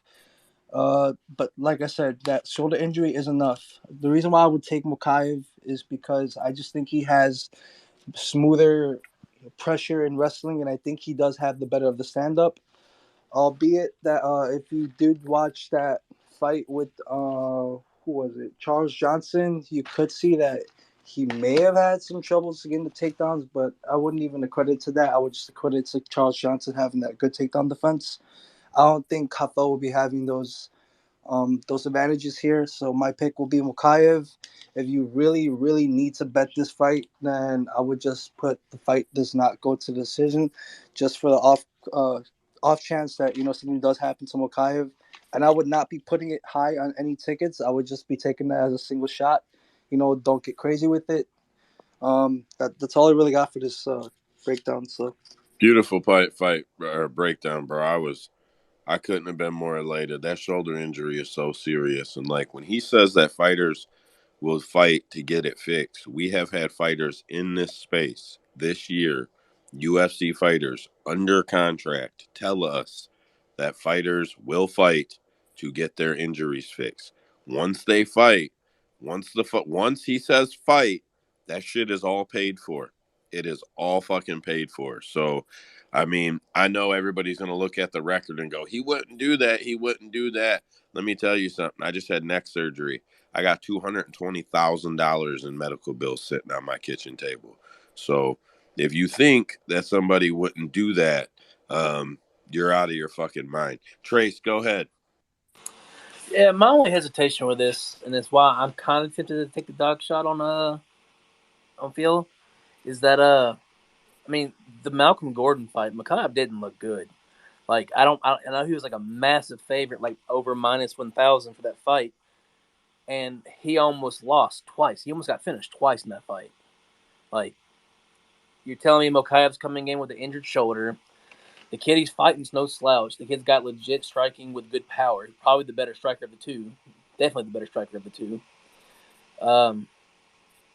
Yeah, I think this could be very similar to last week, which I was on the wrong side of with Fremd and Dumas. I'm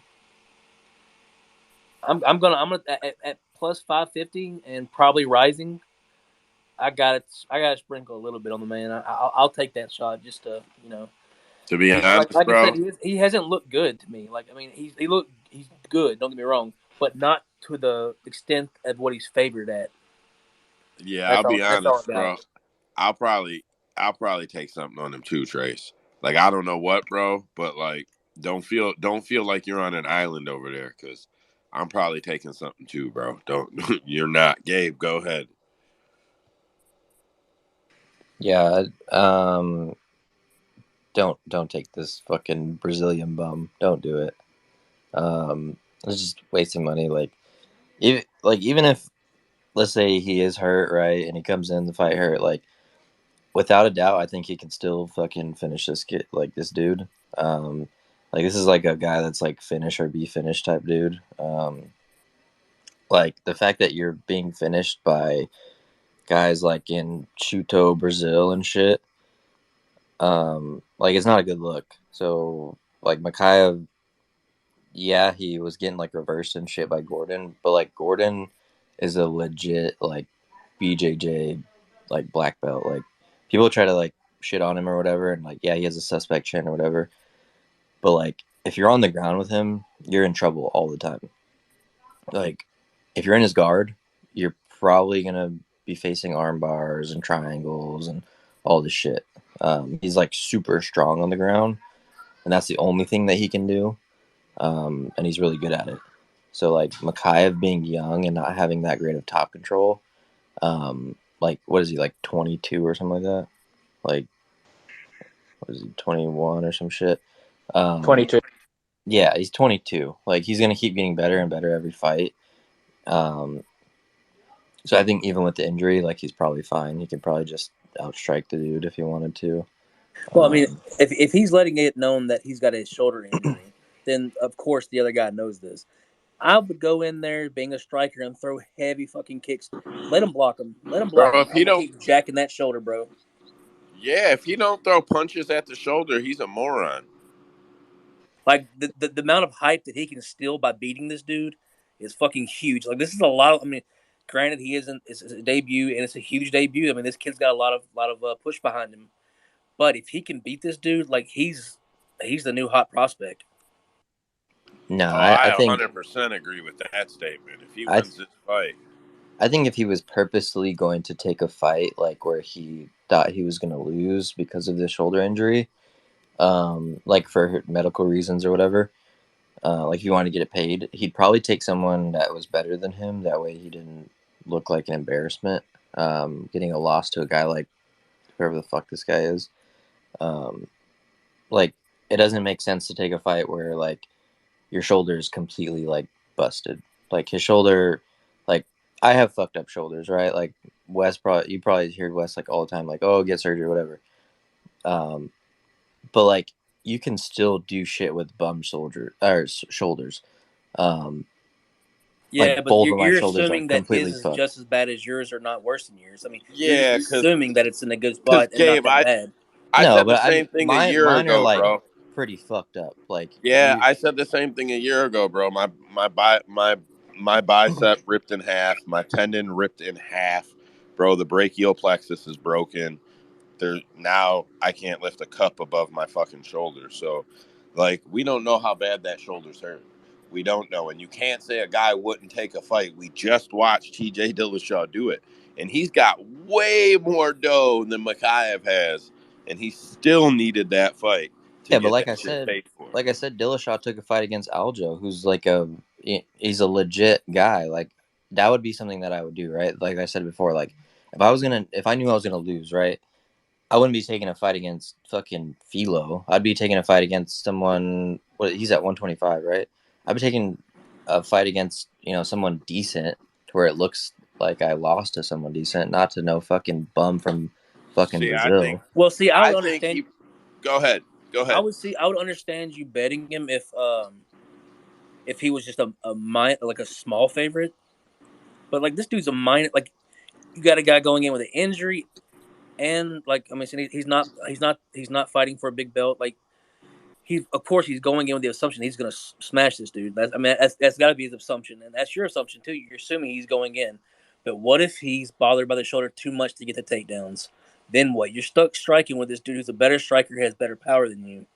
I'm just saying, like that's my like. I love Wes. Wes is a good dude. Wes is a smart dude, but he assumes. He assumes a lot, and I'm not the kind of person that just assumes that something's a certain way. Like at minus 1,200, or 1,400? Are you really gonna pay that? Like, are you really gonna put money on this? Probably not, because it's not worth the risk. He's gonna finish it probably within two. Even I don't think he's a better striker than Makayev. There's no way. He's not a better striker. He's a BJJ guy. Like I've seen his tape and shit, and it's like I think Makayev can finish him anywhere. I think he's gonna finish him within two. All right, I'm gonna hurry these ones up. Average, go ahead. Dead picks, go ahead. We're pushing too much time on this one. Basically, I agree wholeheartedly with Trace. I think this fight plays up how it basically hinges on Makayev. Basically, if he's frantic trying to get a finish because of the injury, he might get in trouble. If Fiaho's smart and attacks the shoulder, then Makayev might be in trouble. So don't bet this fight, lads. It could cause some trouble. Yeah, I just wanted to say last thing. For what it's worth, I tried looking for those losses on Mokayev's opponent. I could not find them. Well, like Hafel's, I just couldn't find them. The only tape that was available were his wins, and I'm telling you, even in those wins, I was not impressed. I didn't think he was dangerous. I agree with Gabe. I do think Mokaev is more dangerous in the fact that he would be able to finish him standing or on the ground. I really don't see any problems. Headed Mokaev's way, unless, like I said, it's that shoulder injury, which is the main reason why I'm not betting this fight.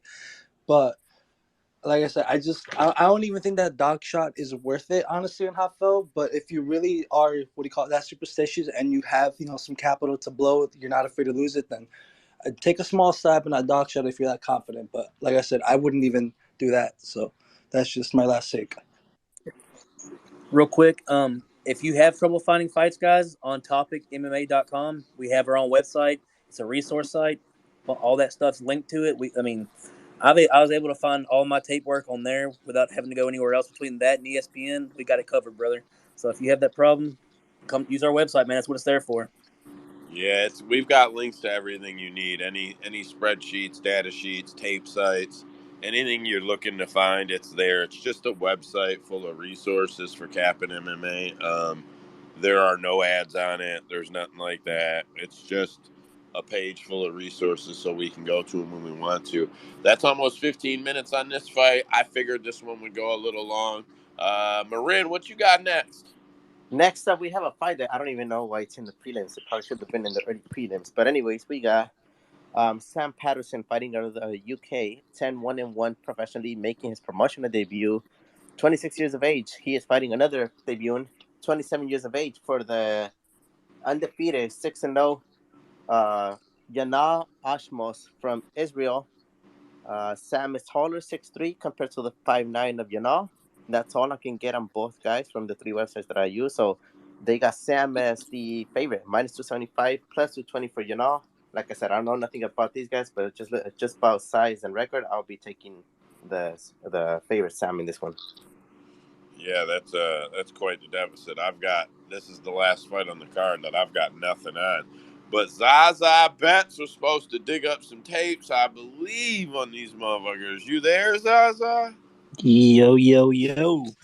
Yes, sir. I did do some tape. All right, let's start it off with Sam Patterson. He's 6'4" or 6'3", whatever. He's still tall. He's a really tall lightweight. Got long arms. He looks like a baby Volkov. Shout out Volkov. Cashed that plus 140 last week. But yeah, Sam, he's pretty good on the ground as well, as I seen from the tape. Um, from his interviews, he said he knows how to use his reach. So I think he's gonna try to use that in this fight against the smaller opponent in Ashmov. He's pretty good in the pocket, but he does get hit a lot from looking at the tape. He is susceptible to getting a takedown, and he does get hit. Uh, Ashmov, he's from Israel, undefeated fighter. He was in the PFL Contender Series thing, kind of. And I don't know why he didn't get signed over there, but he's on the UFC now. But yo, Ashmov, this guy surprised me in all his tapes, man. He's strong. He is a strong guy. He throws bombs, puts his head down, throws bombs. He's a tough fighter, hard worker. He finished almost all his opponents.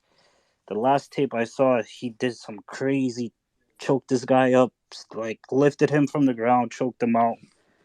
I was pretty surprised by that. One red flag though, he hasn't fought in a year, so I don't know how he's looking now, but yeah, he was pretty impressive. I don't believe that Sam should be minus almost 300, but I guess because of his reach and his like striking's kind of decent, and he's fighting at home, so I guess that's why the line's kind of big. But I honestly, for my pick for this fight, I'll say the fight not to go to distance. I see one of them getting finished probably around late second round. And if I was to lean, I would kind of lean Sam, but I do see Ashmov with a chance of winning. Yeah, okay. I have nothing on it, so you are the reigning voice supreme on this one. We got a mic request here. Who's this here? Mike Davis. Let's get him on here. Mike, you got something on this fight?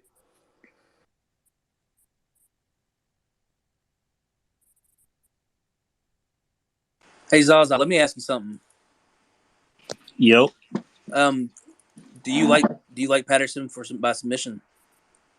If he gets taken in the ground, well, it's probably likely gonna happen because Ashmov's his only chances if he gets close and tries to and he's pretty strong.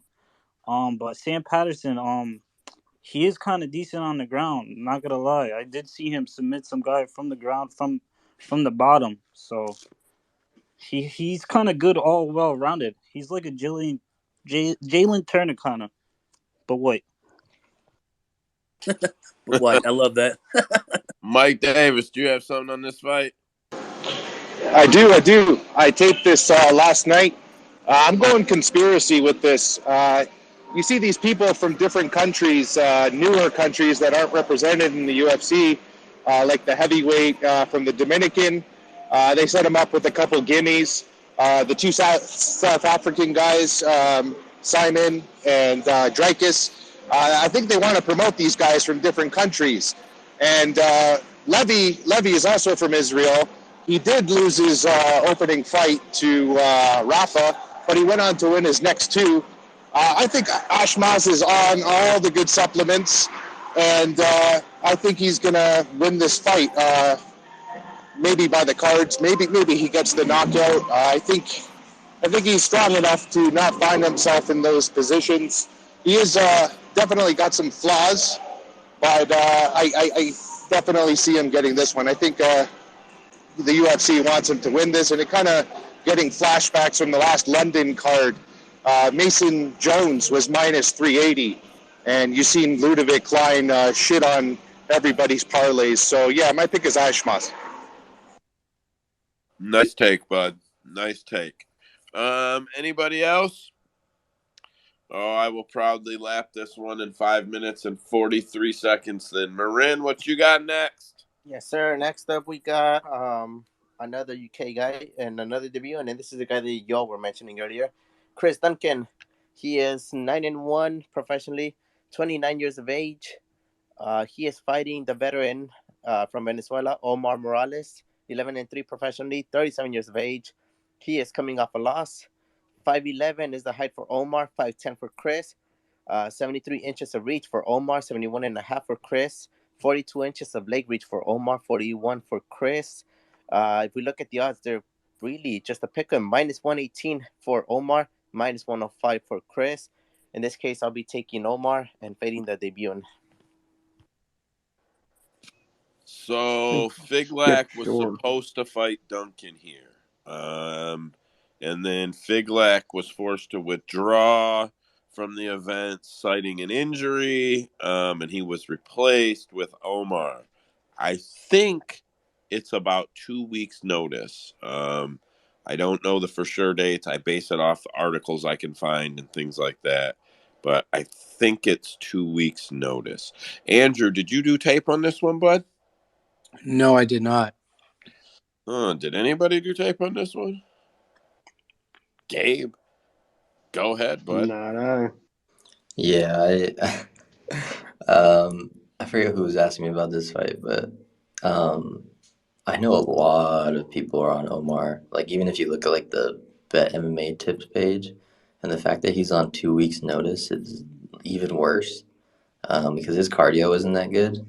Plus, he's just been finished in his last 3 fights or 2 fights. So yeah, that's Last two. and the last 3 out of his last 5. yeah, and his last knockout loss, and he has a chin on him, right? I love Omar. He was like one of my favorite fighters, like as far as like his skill set, but he just never used him. But like watching him get knocked out by Medic the way he did, I was like, yeah, there's no fucking way Duncan doesn't absolutely destroy this dude. Like Morales throws way too many like looping hooks and shit to not yeah, I don't think he's gonna land on Duncan as much as like people are thinking. He does throw a lot of heat. They both do, but I think Omar, if like he were to throw more straight shots, it'd be, easy work for him, right? But the only thing that puts Duncan down is straight shots. Like if you look at the Slava fight, straight shots. You look at his last fight in the Contender Series where he probably should have lost against Campbell. They were all straight shots down the middle. Omar doesn't throw straight shots. So I think if Duncan, he also has a grappling advantage here. Omar he doesn't really use his BJJ as much as he should. And he's got nothing off his back. So I think, honestly, I'm probably going to take a pretty big bet on Duncan. And I don't like it, but I think he's like the very obvious side here. Good shit, Gabe. Good Very shit. nice. Very nice, bud. Anybody else got their hand up on this one? All right, Gabe and his take reigns supreme on this one. Marin, what you got next? Well, next up is the feature prelim right before the main card, and we got a featherweight bout between UK native, I think he's from Wales, but I don't want to be mistaken. But Jack Shore, he is 16-1, 28 years of age. He is fighting. He is ranked number 15, and he's putting his ranking on the line against my idol, Makwan Amirkhani. No, I'm just kidding. I'm just messing with you, Joe. But anyways, Makwan is 17-8, 34 years of age, fighting out of Finland, Iraq. He represents both countries, I guess. He is taller in every aspect. He is 5'10" compared to the 5'8" of Jack, 72 inches of reach compared to the 71 of Jack, and 41 of leg reach compared to the 40 of Jack. The odds have minus 525 for Jack Shore, plus 380 for Makwan Amirkhani. Damn. In this one, I'll take Mark 1. Fuck it. Yeah, you would lose all your fucking money too. Dude, I lost my money betting on him on the, what was it, the last or the second to last UK I'm card. gonna Which, fucking acknowledge the guy. Fucking, I'll take fucking Makwania too. You guys are out of your fucking mind. Hold on. Trace All or right. Rhino, did you do tape on this one? Yeah, I did tape on I'm this. so Let's sorry, hear it. bro. Let's hear it. Let's hear it. Listen, Dear before I rip Americani apart, I'm gonna let you do tape study first. Go ahead. Yeah, I mean, all he is a one-trick pony. He's got his anaconda. He's gonna try and take you down. Probably have an orgy after with all his Finland ladies. I mean, that's all he brings. Either he's got to completely handle him on the ground. I mean, his stand-up isn't very amazing or anything like that. Uh, he's handled on the ground very well. Shore is a lot more all around. I mean, obviously he's going to keep it pretty standing. I think they work out pretty well together in styles. They both have a lot of submissions and grappling fights. So I see the fight going longer. I'm going more in an aspect of seeing this go to a decision. Shore hits harder than Finland, so if it does get Finland's jaws starting to drop too, I mean, he's just not anything to really waste your money on. I mean, if you really are feeling on the Finland, I feel like you need to research some other fights because this is too one-sided to not take Shore. He's my pick. I do have it going the distance as a bet. I think it'll go over 2.5 because I don't really think either one's going to finish each other. I think they're just going to like play with each other's legs. And if my super, I'm going to take Shore by decision. Very nice. So let me go ahead and punch in Shore by decision here so that I have that down. For me, I don't need tape. I've watched tape on Americani before, and I'll never fucking do it again. Um, the dude is fucking horrible. I would fade him against anybody in the UFC. I would fade him against any top 10 Bellator. I would fade him against anybody that has made the PFL bracket. This dude is fucking horrible. He has 13 fights in the UFC. He's 7-6. Oh, he has some wins. He has never beat anybody with a winning record in the UFC. Never. All 7 of his wins amount to 12-22 is their total fucking record. That's it. That's their whole record. The best 2 guys he fought were 2-2 when they quit fighting. He's lost to every single opponent he has ever faced with a winning record. If he has every single opponent with a winning record he has ever fucking faced, he has lost to. He is sometimes the numbers and the probabilities will just show it to you. You don't even have to know who a fighter is. If that's not enough for you, he has to try to submit you. I don't know if you guys know who Jack Shore is. He's not taking Jack Shore down. He's got whack-ass takedowns, and Jack Shore has good-ass takedown defense. He's not fucking taking Jack Shore down. Jack Shore is free money. I will probably have him in 80% of my parlays. Yeah, free money, free money, free money, free fucking money. Trace, Throwing go down the ahead. gauntlet. So I've been on the right side of Jack Shore's fights for all of his fights since he's been in the UFC. I faded him in the Ricky Simone fight because I knew he was not going to out-wrestle Ricky Simone. I was one of the few guys in here that was on Ricky Simone, and I was on an island, and I'm not the one to gloat. I don't think I ever told anybody that, haha, you're face fuckers, but haha, you're face fuckers. So I think Mariquani has 3 minutes. He has 3 minutes to try to get a front choke because that's about all he has. Granted, Shore is going to be shooting, so he will have that a chance to try to yank a neck, but I don't think it's going to happen. I think the most likely outcome will be Jack Shore via rear naked choke. Nice. Gabe. Yeah, the Americani disrespect is crazy. No, I think Shore is definitely going to win. But When it's as your far as only like thing you Makwan, got. as far as Makwan like not being a good wrestler, that's definitely not true. He's probably like one of the best wrestlers in the division for about 4 or 5 minutes maybe. But I just I don't know. Shore's gonna keep it on the feet for as long as he can. Like, let's say if he does get taken down, right? Which I do think Makwan would probably get him down once or twice in the first round, but then he'll just get back up, and that's gonna be really hard on Makwan, who needs to like pin someone down to the ground to win.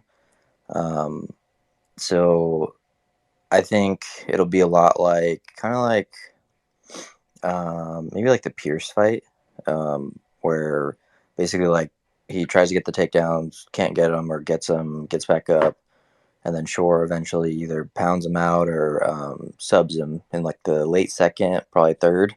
I don't think it goes to decision ever. Shore's too much of a finisher. I think people forgot that after he's been to decision. Well, he's got finished and then and decision in the one before that.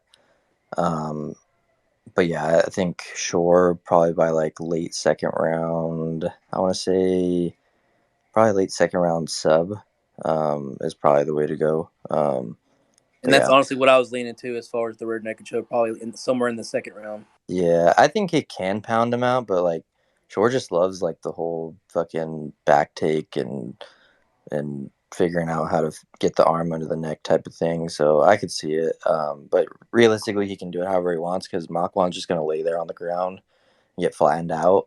And then he's going to do whatever he wants to him at that point. So you're just going to flip a coin and say, hey, you might knock him out, might sub him, who knows. Yeah, Makwan can be knocked out, though. It's second round knockout, sure, for me. Makwan gets knocked out in the second round. It's his thing to do. He enjoys it, I think. It's like, I'm bored. Let's go out there and let Jonathan Pierce knock me out in the second round. Oh, Lerone Murphy, I'm beating him up, but let me go ahead and go out there and let him knock me the fuck out, too. That one was bad, though. That wasn't like he gassed or anything. That was like he caught a flying knee after I winning the know. whole I round, know. I know. which He which did win fucking the first sucked. round, too, to be I fair, bro. He did Yeah, win the first round. I remember me and Wes had talked about that fight too. I was like, oh, this is fucking Makwan's fucking easy fight for him. Like, all he's got to do is like fucking not gas. Like, Lerone Murphy's takedown defense fucking sucks, and he fucking looks like the greatest fighter of all time in the first round, and then fucking catches a flying knee, and you're just like, well, I guess I can't fucking take plus fucking whatever 300s or whatever he was anymore. Yeah, Lerone went to the corner and his coach looked at him and said, hey, listen, fuck this. And Lerone said, yeah, you're right. Fuck this. Went out there and ended that shit. Marin, what you got next? Yeah, next up we have opening the main card. We have this. Oh, this is gonna be a banger. We got Roman Dolidze fighting out of Georgia. He is 12-1 professionally, 34 years of age. He is fighting Marvin Vittoria, middleweight. He is fighting out of Italy, coming off a loss in rank number 4. Roman is ranked number 9, by the way. 29 years of age for Marvin. 18-6-1 is his professional record. Roman is taller in every aspect, 6'2" compared to the 6 feet of Marvin, 76 inches of reach compared to the 74 of Marvin. They both have the same leg reach at 41 inches. Uh, the odds have Marvin at minus 275, Roman at plus 220, and I think this is messed up. I'm taking the Georgian. Yeah, boy, my ass is on Roman Dolidze. Fucking, I'll be completely honest though. I've never been very high on Marvin. I think that spite the wins and spite where he managed to get, I don't think he's as good as other people think he is or make him out to be. I've seen the tape, I've seen the fights. I don't see him that way. Um, yeah, I think he's sloppy as shit. I think Roman just needs to clip him. I'm on Roman. I will have him in some parlays, and if I do a um props parlay, I will have Roman under 2.5 in the props parlay. Not just the under 2.5. It will specifically be Roman in under 2.5. How you figure? What do you mean? You think he knocks him out, or Fuck you yeah, think he I do. submits him? I think he knocks him out. Oh, girl, this is gonna be fun. Yeah, I think he knocks his ass out. I like, so I'm going to be fair. I want to say this to everybody. Don't tail me on this one. I actually like Roman. I've been on him since he got here, and I do not like Marvin. I'm fucking full biased here. So don't fucking tail me because you think something I say is sharp. I want Roman to shove his ass off and knock him the fuck out when he tries to sniff his crotch. Trace, go ahead. Wait. Who was on tape on this one? Me. Oh, go ahead, bud. Yeah, I was about to say, don't get too attached to that pick because you and Marin might be doing push-ups after this shit. Yeah, we'll start with Delize. He's got wins over Allen, Dawkins, Hawes, and Hermanson. His only loss so far is to Trevin Giles. What I do like about him, if you watch the tape, dude's a wizard on the ground. He can fucking move in any position. He's always thinking ahead. He always knows what he's going to do on the ground. He's very fucking crafty. He's always hunting. He's hunting for the ankles. He's hunting for the heel hooks. He's hunting for the leg locks. He's trying to grab a limb. He's always active. He's selective with his shots. He doesn't throw a lot, but the ones that he does throw, he is fairly accurate. If he's on his back, he's very active. He's always hitting you, throwing elbows, throwing punches. And he switches his stances pretty well. It's always nice to have that ability to switch stances. But my problem with him is his striking game is non-existent. He's very fucking cautious on the feet. He's very low volume, which is why he doesn't really win decisions. He had a decision win against Allen, and it was a split decision, and that's just because Allen had like garbage takedown defense. What's it called? I don't think he has a really good ability to get people to the ground. He kind of just gets taken down himself, but then because he's very crafty on the ground, he can reverse position. And once he does, good luck. I do think he's a finisher bust, though. I don't think he's going to win a decision. He doesn't have the output. He gets hit. He doesn't move his head off the center, so he does have the ability to get knocked out. Vettori, man, you know what you're getting with Vettori. He's beaten Sanchez, Robertson, Hermanson, Holland. He's beaten Costa. His only losses are to, two of the greatest middleweights of all time in Whitaker and Izzy. A lot of people are, like to talk shit about his striking game because he can't win a fight that way. He beat Hermanson that way. He beat Sanchez that way. He beat Fajeda that way. And he beat Costa that way. He didn't use his grappling to win those fights. He's got excellent cardio. He's always pushing the pace and he's always marching forward. He will put that pressure on Roman, and I think it will fucking break him. He's got pretty well-rounded striking, wrestling. He's got a little bit of BJJ, nothing too great in that area, though. He's very good in the clinch, so he can score points there. He's obviously got a fucking hammer of a chin. This guy's not knocking him out. There's no way. The only issues I have with him is sometimes he leaves his neck out when he goes for the takedowns. He will eat calf kicks from time to time, and sometimes he deals with range issues, but usually that's only with longer guys, so he's not really going to have to deal with that. My pick is Vettori. My bet is Vettori money line. The prop is decision. I don't see a way that Roman wins this. I feel like he's just going to be a step behind in every facet of the game. If Vettori slips on a fucking banana peel and he gets top position, I mean, hey, it's fair game, but I just feel like Vittori's going to outwork him. And what was I going to say?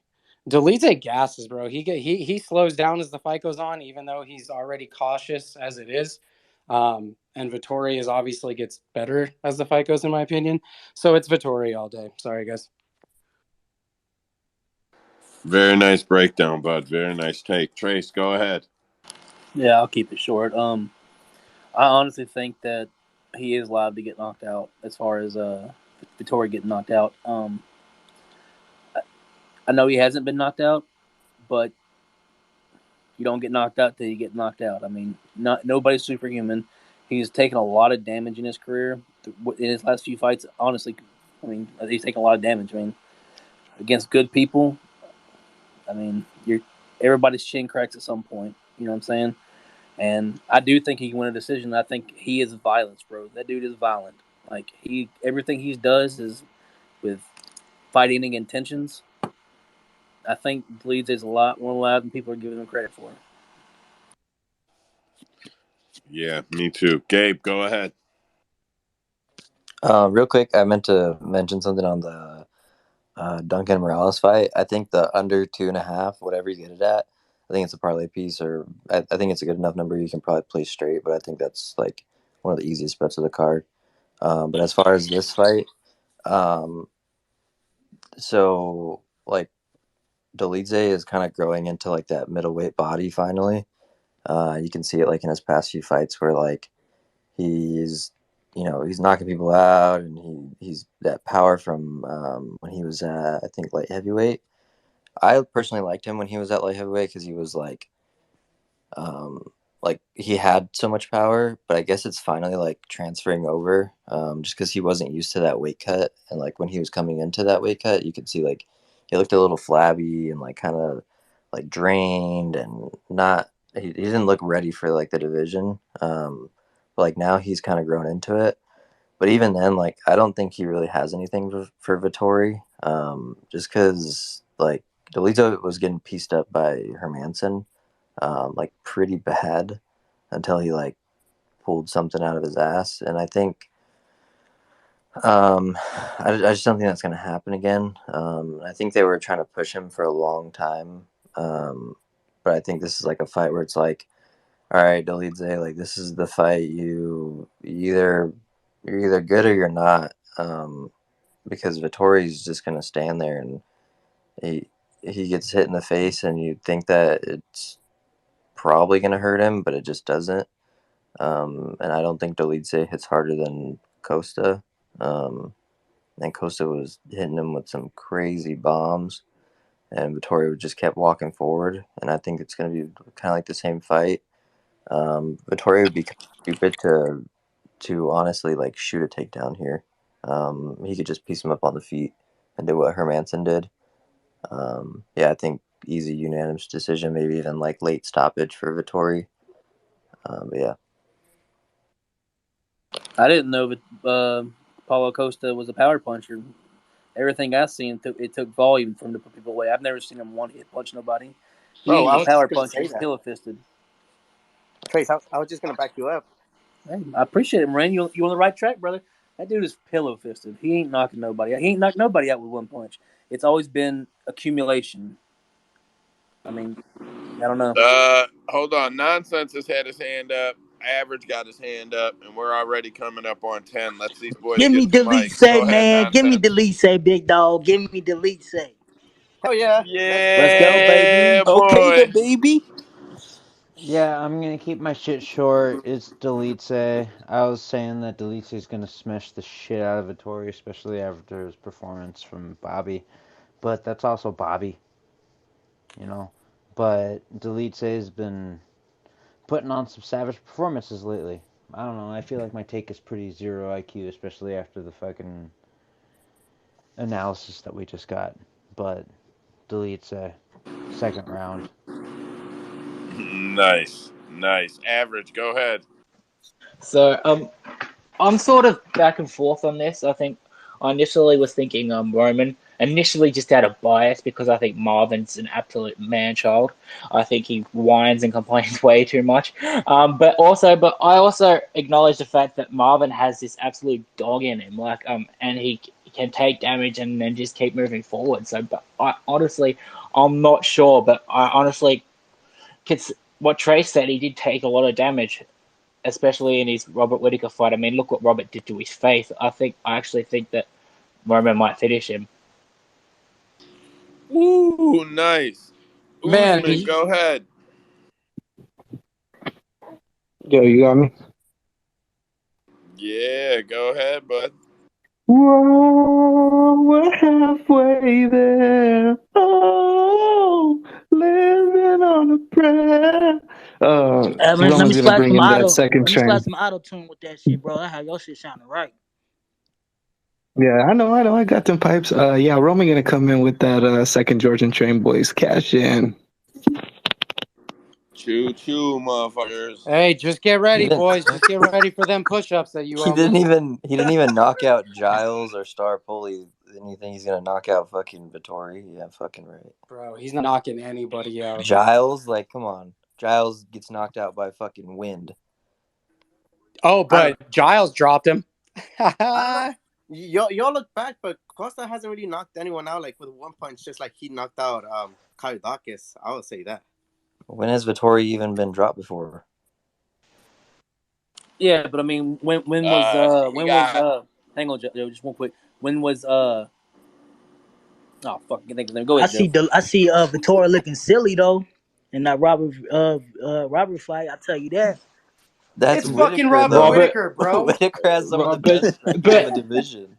What the but fuck? who has done that to Marvin Vittori? That's the question. Marvin has not What? taken who did that to his face in particular. Robert Delize can't destroyed that strike man's face. though. He just Bro, fucking fights Delize guys is that so can't strike. slow on the feet, man. No. So all right. Well, Vicente Luque had never been knocked out, but then he fought He Jeff fought a Dent real and got boxer knocked is what out. happened. Yeah, I mean, Delize just isn't saying. a real boxer. Yeah, but he has zero head movement. Vitor does not move his head. He got that big ass fucking concrete cylinder for a head, and the lead's gonna be fucking hammering on it. Yeah, Bro, but Neil was an easy bet because he's a real boxer and has power. Bro, four Delize TKOs in a has row. power, but not a real boxer. He'll drop his big goofy ass, stumble him real hard, then follow up. They'll And call him a that's why I he'll hope he TKO. finish him subs because Delize. he's not known as a striker. He's gonna He's not. sub Delize and it's gonna be hilarious. let's go. This was the best one so far. But I'm still gonna lap it out because I think we could argue about this one longer than we argued about that dumbass one. That's the But hardest fight on the fight for me, though. That's the hardest fight to call for I me right can't there. believe I'm arguing over a Marvin Vittori fight. Fuck me. I'm not. This is the life that you're living, man. You gotta accept it. It's all 20, right, I man. can't stand that prick. 2023 Well, is a crazy go for world, bro. Delice. 2023 is a crazy world. Marin. Yes, Hold sir. on, Joe. Hold on, real quick. Hold on, No, real quick, bro. Relax, what's up, baby? relax. I'm just messing with He's you. probably gonna play a song. Nah, nigga. And I was gonna see. I was trying to figure out this dude's name. I'll see if anybody was on. Y'all know what's his I knew you were gonna make us go back to the card. man? Real quick, man. Relax, man. I'm just messing with you, dude. You're good. Yanel Who? Never Who? change, Ashmo. baby. Is anybody on Ashmo? Whatever that nigga name is. Yeah, the guy who did the tape, who has was that you, Gary? Zaza, or was that Gary? Gary likes Ashmoff. I would honestly sprinkle it. Yeah, I'm liking Ashmo. I don't think that Patterson, boy, minus 300 on him. Boy, y'all crazy, bro. Y'all crazy. I think Ashmo a good dog shot. Marin, let's go, bro. All right, Marin, I'm lapping this shit up. What you got Hey man, next? fuck y'all, We got man. Y'all got me fucked up. the. All right. Anyways, we got the women's bout that overtook the other women's bout that no one liked. But this is Jennifer Maia. She is fighting out of Brazil. 29-1 is her record. 34 years of age. She is fighting the girl who deserves it, King Casey O'Neill. She is 9-0 undefeated. 25 years of age. She represents Australia / the UK, just because it's in the UK, but mostly Australia. Anyway, she is taller, 5'6" compared to the 5'4" of Jennifer. Sorry. 69 inches of reach compared to the 64 of Jennifer. Jennifer has better leg reach though, 38 inches compared to the 37 of Casey. They're both coming off a win. Casey is minus 170. Jennifer is plus 142. In this case, I am for sure backing up Casey, even though she looked pretty bad in her. Well, not pretty bad, but not as great in her last outing. But anyways, I am for sure taking Casey. I'm a Casey fan. So personally, I think Trace was on tape, and I'm assuming that everybody's going to have the same take on this fight. So I'm going to let Trace take this one first. Go ahead, bud. Yeah, man, don't be stealing my swag, bro. All right, so Casey coming back from a layoff due to her tearing her ACL. In her last fight, she dominated Roxanne Modafferi. I don't care what y'all say, that was not a close fight. She beat the shit out of Roxanne Modafferi. She has a 66 or 60% takedown defense, but I mean, honestly, I think you could attribute that to her not caring if she's taken down because she has full confidence in her ground ability, and she puts up insane volume in her fights. She lands strikes at an 8.65 clip and only absorbs 4.68. Still a high absorption rate, but she's doubling up almost. With that said, this is a step up in competition for Casey in a tough and proven fighter in Maya. who has had so much experience. With that said, I think I think Casey's going to put a pace on her and a pace and volume that she can't keep up with. Casey takes people down and lands heavy ground and pound, which either leads to the ref stopping it or to a submission. She's definitely the stronger wrestler, and the striking is catching up in leaps and bounds. She landed 230 strikes out of 400 against Roxanne Modafferi in a 3-round fight, 229 of which were considered significant. Jennifer Maia, she's a good grappler. She has decent boxing, but seemingly no power. She's had a rough go of it lately, coming off 2 decision losses before finally getting a win in her last fight against Marina Moroz. So you might dismiss her at a glance, but she has only lost to title challengers in the UFC, and of course the future title challenger, which would be Manon Fiorot. But so she's lost to Chikagian, Shevchenko, Fiorot, and Carmouche. All have or will contend for a title. I have heard that she is the better BJJ practitioner, but with that being said, I don't think it really transitions to MMA well. She's had 10 UFC fights and then only had 1 submission finish. So Casey is definitely the more proven finisher of the two. My conclusion for this is I like King Casey to outvolume Maia on the feet, constantly hitting her with jabs and 1-2s. Even though they can come off her back foot, because she does land good punches off her back foot and dancing around. But with that being said, even though they're on her back foot, they do have real power to them. If she decides to take her down, she should have advantage there as well. I think she can control her and land the big elbows and stuff in big ground pound, like I said. She is going to put on the pace on Maia, and that she can't match. O'Neal has an insanely high finish rate for the UFC women division, and that's 75%. She's finished 3 of her 4 fights. And she opened as the minus 333 favorite, but can now be had at. I found her at minus 165. I think this fight more often than not goes to a decision, even though she is the better proven finisher. I think O'Neal is the side. The bet is just the money line at minus 165. My prop bet will be O'Neal by via decision. I got it at 1 plus 125. I put 2 units on it to win 2.5 units. And then my super prop would be, I think this fight's not going to be just a steamroll. I think it's going to be a competitive fight. I think she can take down Casey O'Neal sometimes. So I do think an O'Neal split decision at plus 650 is worth a quarter unit to win 1.6 units. And if you're on Maia instead, like I said, I still think it's a close fight. I would take Maia by split majority decision at plus 900. 0.25 units will net you 2.25 units.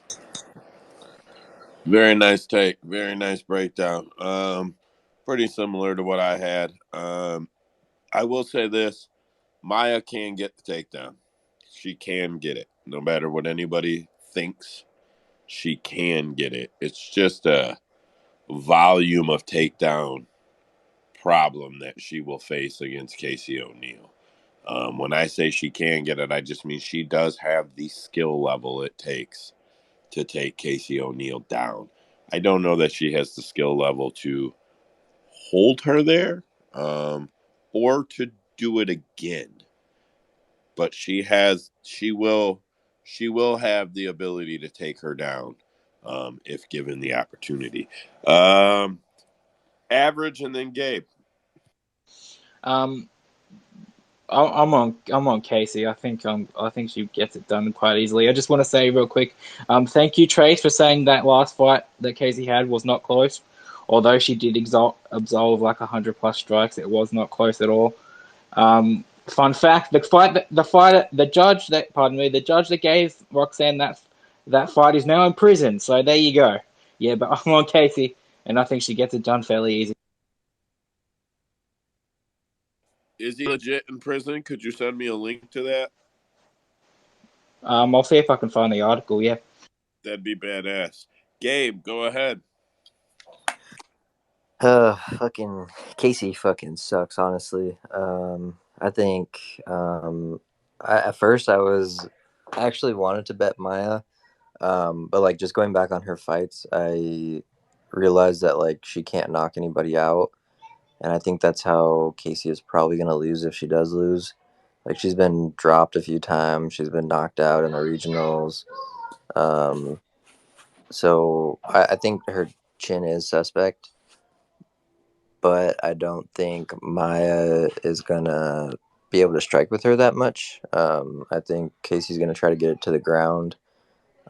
If she doesn't try to get it to the ground, I'd be surprised because Maya's the better striker. Um, but as far as like Maya shooting a takedown, it's not. Well, I know we talked a little bit about it in the chat earlier. Like Maya doesn't really shoot takedowns; they're more reactive. Like if she's getting fucked up on the feet, she gets takedowns.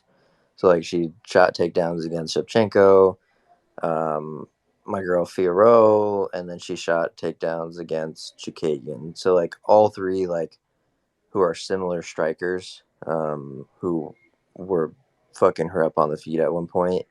Um, Casey can win by like pressure and volume, but I don't think she wants to like sit in the pocket and like trade with Maya. Honestly, that's just asking to get fucking landed on. Because like if you watch Maya, like it doesn't look like it doesn't she doesn't have power, but it like she can throw some heat. So like I'd be worried as like a Casey backer, right? And I'll probably end up playing Casey just because I have to at this point. Even though like Casey fucking sucks in my opinion. I did like her like in her past fights, but like now she also gets like more and more annoying as I see her on Twitter and shit. Um, so like the arrogance of her too is like really bad as well, and I think it's gonna get her caught one of these days. As far like in a fight, like even against like Roxanne, like she dominated the fight, right? But like Roxanne didn't fight like the fight that she would have fought, a few years ago or whatever. Like if you look at Roxanne's fights, she's always going for takedowns, always going for takedowns. All of a sudden, she's not going for takedowns against Casey until the very end of the fight.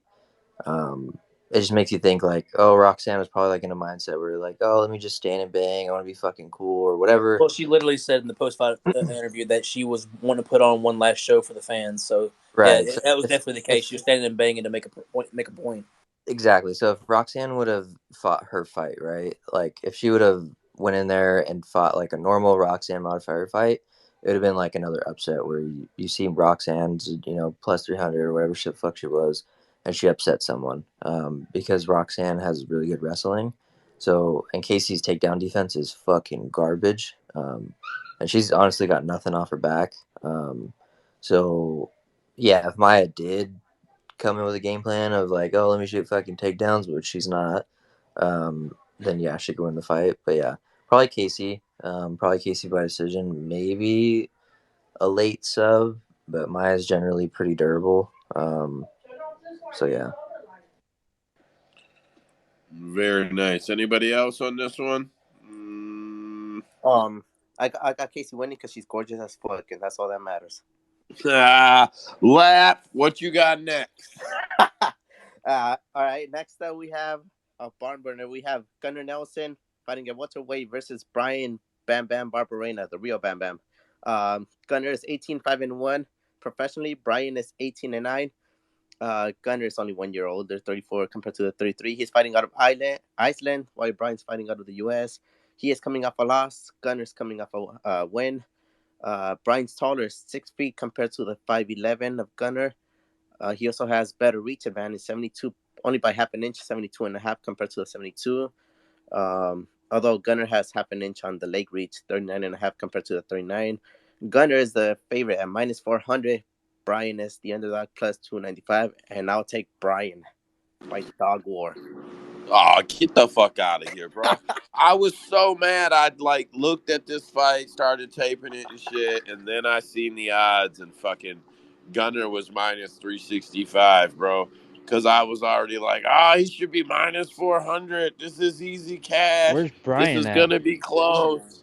Bro, they had this shit line right. Brian is Brian is at plus 295 currently right now on Bovada. Plus 300 on DraftKings. So Nelson Damn. was supposed to fight Daniel Rodriguez, and then Rodriguez withdrew for undisclosed reasons, and Barberena stepped in. And from what I can tell, the deal was cut on February 24th.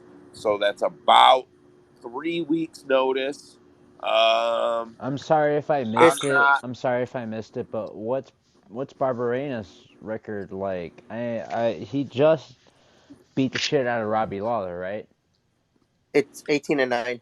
Well, not He this just recent because he lost just to came off a Rafael loss. dos Anjos. He just got subbed by Oh RDA. yeah, that's right. I forgot about that. Oh man. Joe Well, is. who the fuck is talking right now? Me. Oh, that was sorry, that was all nonsense or whatever. Oh, all right. Um, So Sorry. I'm Joe sorry. is I'm out. D-Rod ranked or no? is D-Rod ranked? Yeah, because I don't see why he would fight Gunner because Gunner's not ranked. I don't know, but they were scheduled to fight, and he pulled Oh. out due to undisclosed reasons, and then Barberena stepped in. So I'm not sure. I think it's about 3 weeks' notice. I can't be positive, but it looks like it was about 3 weeks' notice. That makes anything risky. I was already on Gunner. I think he's the better fighter. I think he'll get the sub. If the weigh-ins look real funny and Gunner looks shitty or something, I may be swayed to believe that Barberena could get a knockout, but he is not the better fighter. Gunner should win this fight all day. Dead pick should have been on tape. Can I hop in really quick? Joe, just I couldn't send you the article, but I'll send you the guy's name.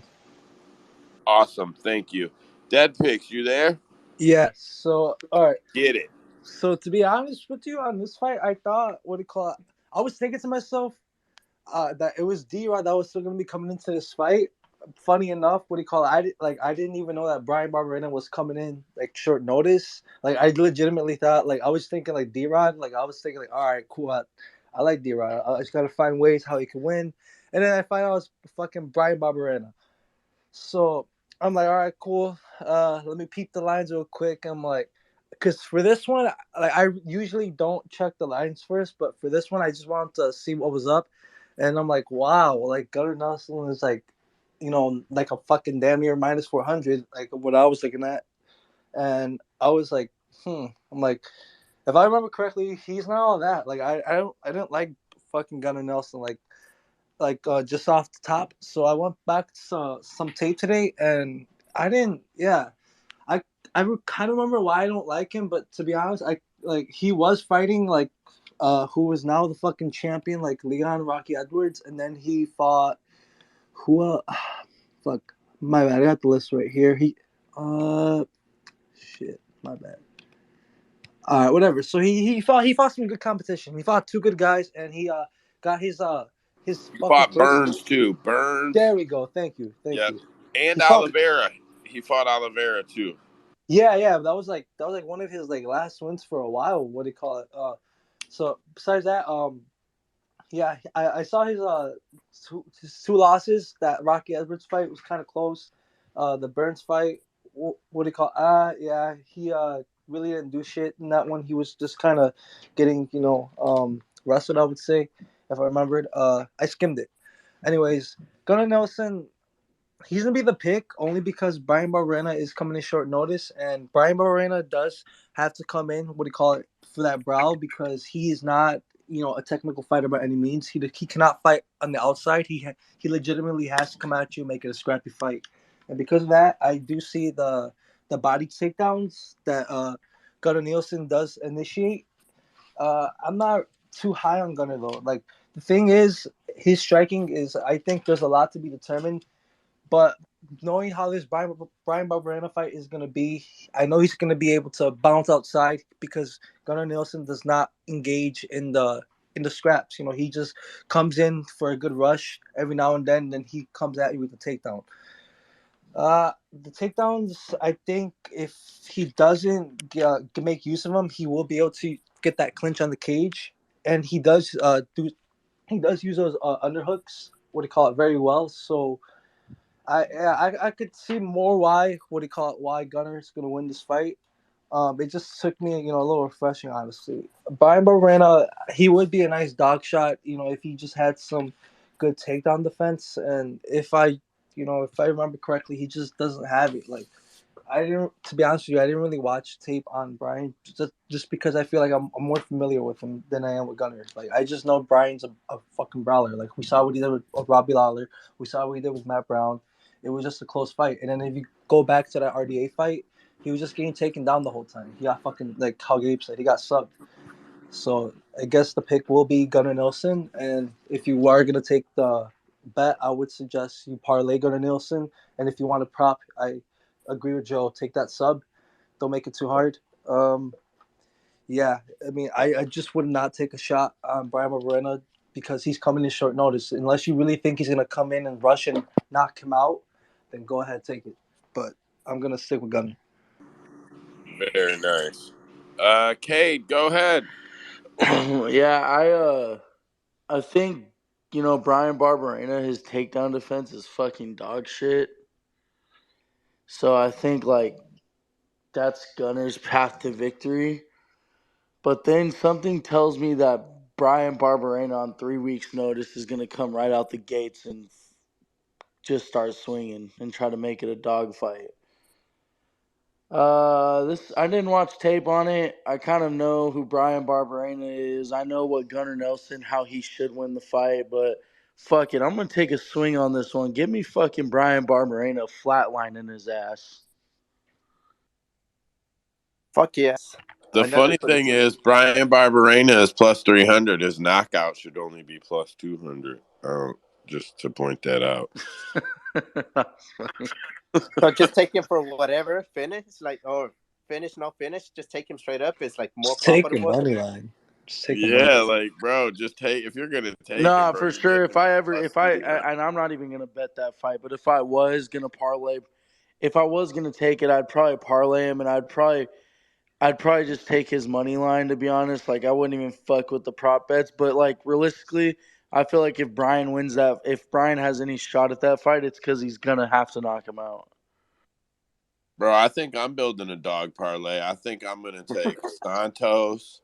Mark I think I'm taking Santos. Yeah, definitely not taking Marquand. I'm taking Let it Santos. go, Mar- I might take Herbert too. I like dogs on this card. That makes me not want to bet it. When I like a bunch of the dogs, it makes me feel like I'm setting myself to fuck up.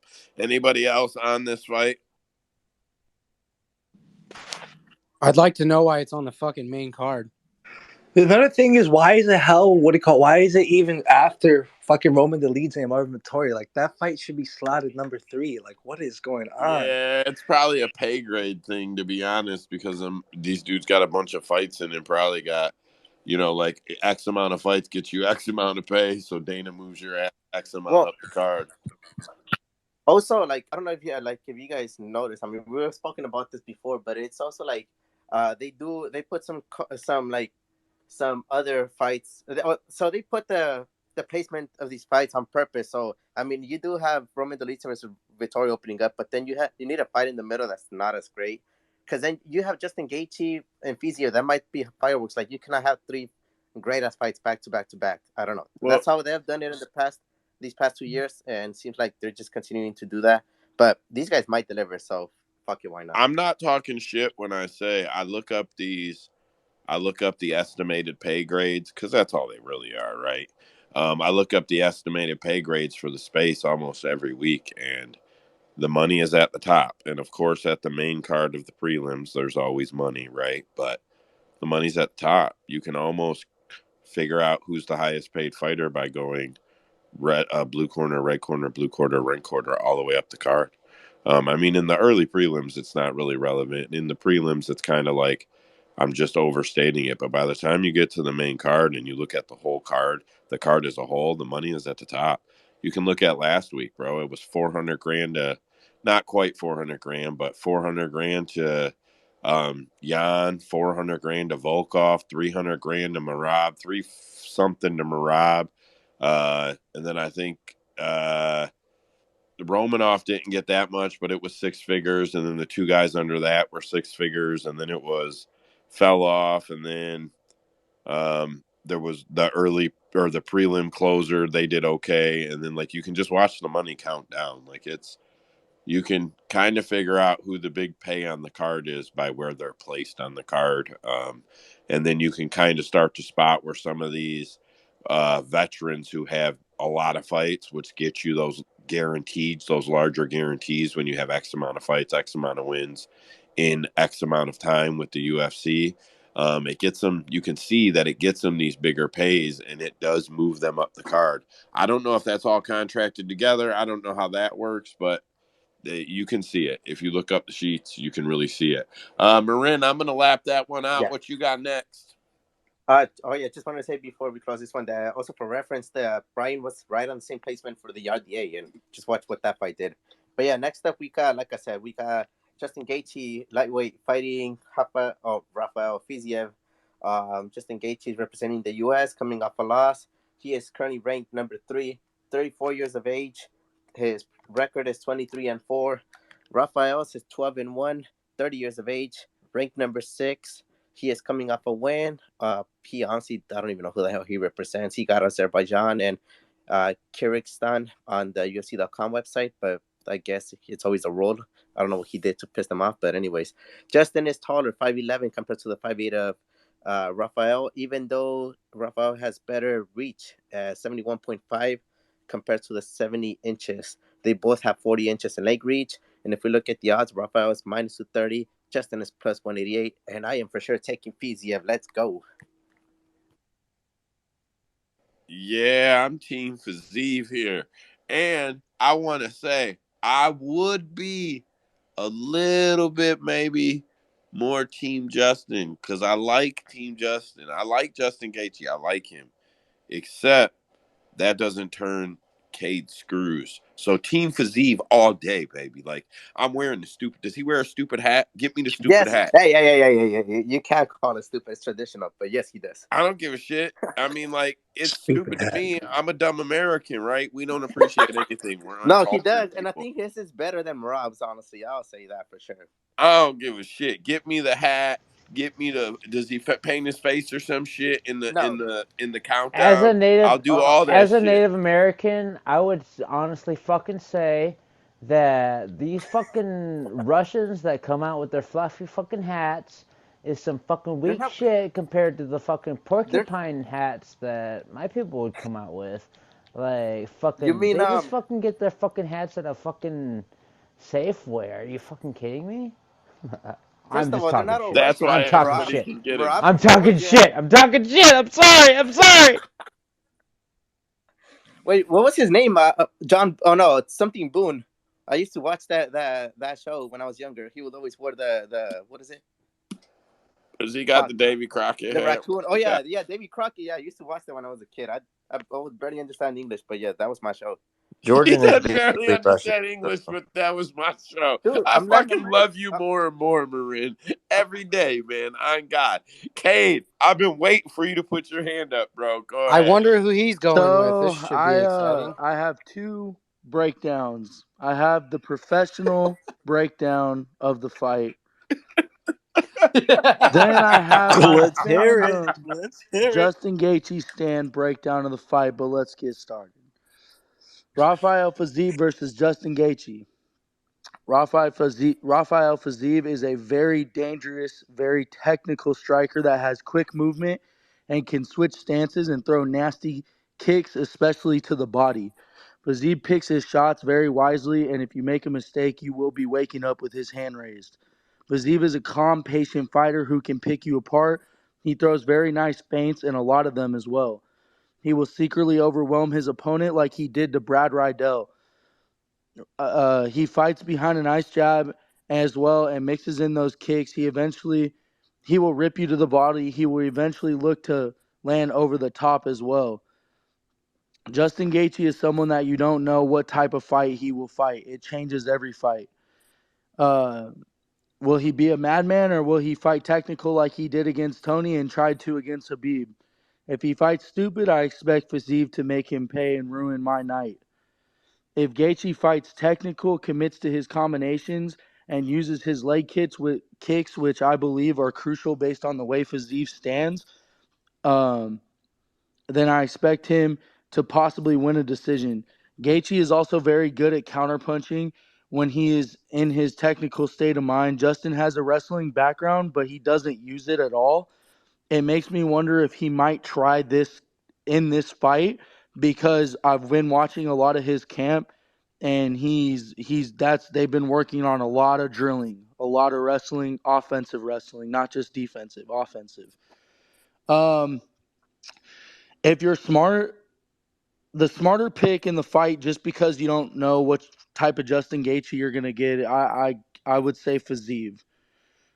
Because just like I said, because you never know the version of which Justin you're gonna get. But if we get smart Justin, technical Justin, and a non-stupid Justin, then I think Justin can win by decision or even possibly KO. I've seen Fiziev get hurt before, but but I don't see the KO likely. If Justin wins, I think it would be by decision. But then you go back and watch the Bobby Green fight against Fiziev, and that's a different style of fight. I'm not. Justin is a completely different style fighter. But one thing Bobby Green did well in that fight was he started to tire Fiziev a little bit. I think if Justin wants to win this fight, he's going to have to figure out some type of way to possibly tire out Fiziev as well. So that's my take. But as a fan, my take is I have all the faith in Justin Gaethje in the world. I don't give a fuck if any of you motherfuckers bet against Justin Gaethje. I will be betting the fuck out of Justin Gaethje. He's going to take that fucking Thailand motherfucker to deep waters and beat his motherfucking ass. And I will be back here next Tuesday talking all that shit. But if Listen, Justin Cap, loses, Cade's gonna roll in cap. here with Justin Gaethje tomorrow but hold on. next week, making us all kiss ass and But if shit. Justin loses, you won't see fucking Cade for 2 weeks. Mark it. Hey, hey, hey. Since I like to Oh get my technical god. and correct you guys, Rafael is not Thailandese. You do know that, right? What'd He you just say, trains Marine? there. Since I like to get technical and correct, guys, you do know that Rafael is not from Thailand. He just trains Yeah, there whatever the fuck at he's Tiger Muay from. Thai. Uncultured Americans, man, we don't care. I'm Gabe, go pretty sure ahead. Cade was on trying to see how many F words he can fit in one sentence. Yeah, pretty much. Positively. Gabe, you still there? Yeah. Yeah, I think Fiziev is the obvious side. Other than Yeah. like the under, um, I don't even see how it goes the distance, honestly. Um, but yeah, I think I'll probably be taking the under. I think it's only like the under 2.5 is like minus 150 or some stupid shit. A lot of people think it's gonna go over. People are betting the overs in this fight. Like Justin Gaethje fights like a fucking idiot in most of his fights. He just goes in there and just tries to like, and I think he'll be a little bit more technical this fight, just because it's Fiziev and it's kind of hard to be like to swing and fucking try to bang with a guy like Fiziev. It's just not smart at all. Um, but then again, fucking Gaethje probably has like 2 brain cells left. So especially after getting fucked up by Oliveira, after basically winning the whole fight, cost me money, of course. And then like Fiziev's just a better striker. He has more power. If you look at guys that Gaethje has fought, he's usually lost to like high-powered, like better strikers than him. So I think eventually he will get caught. He'll, and like the whole thing, like with Cade saying that he's working on his offensive wrestling, I don't think it's gonna matter. Fiziev has like some of the best takedown defense in the division. If Gaethje starts shooting takedowns, it'd be kind of funny. It means that he's really getting fucked up. And then if he's really getting fucked up, he's definitely getting finished. So I would say probably Fiziev KO sometime late. But yeah, under 2.5 is probably a good bet too. Agreed. Average, go ahead. I'm with my boy Cade in this one. I think I'm gonna back Justin Gaethje. I wasn't going to.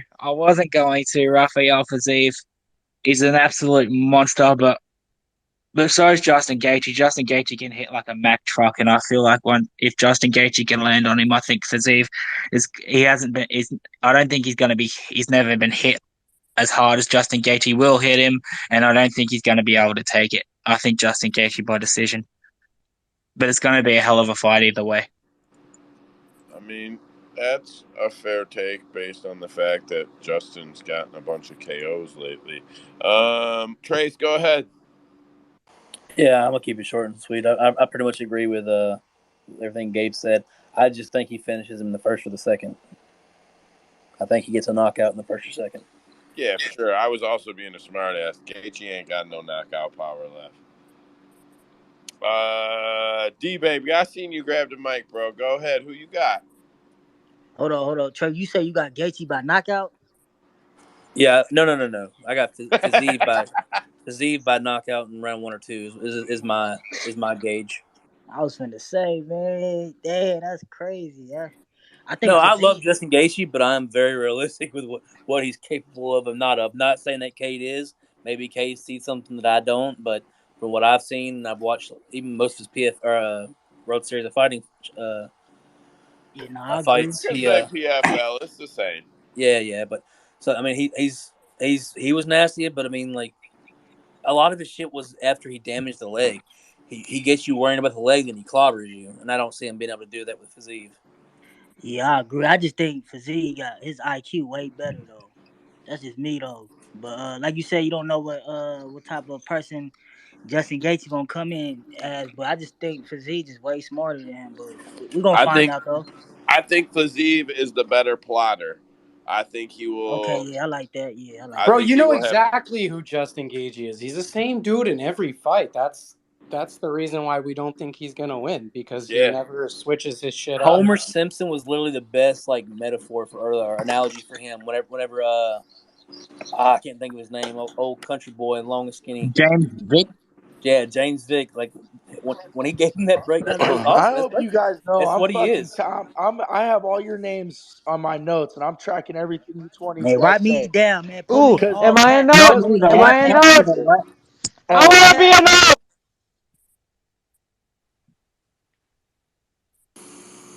Chill, guys. Chill.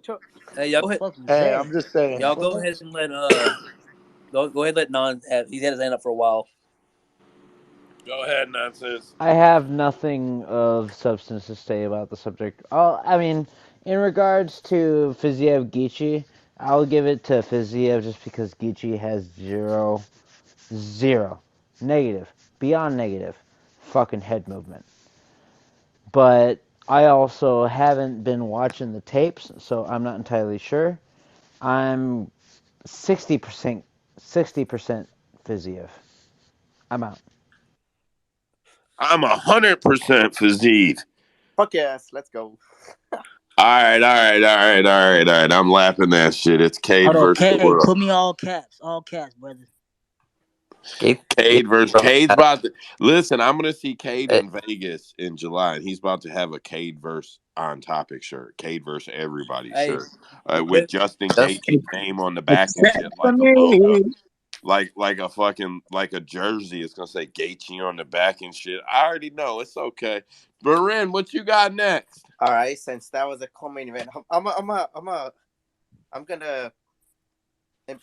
have my own K moment here because my boy, the champ, Leon Edwards, is defending his throne against Kamaru Usman, the Nigerian Nightmare.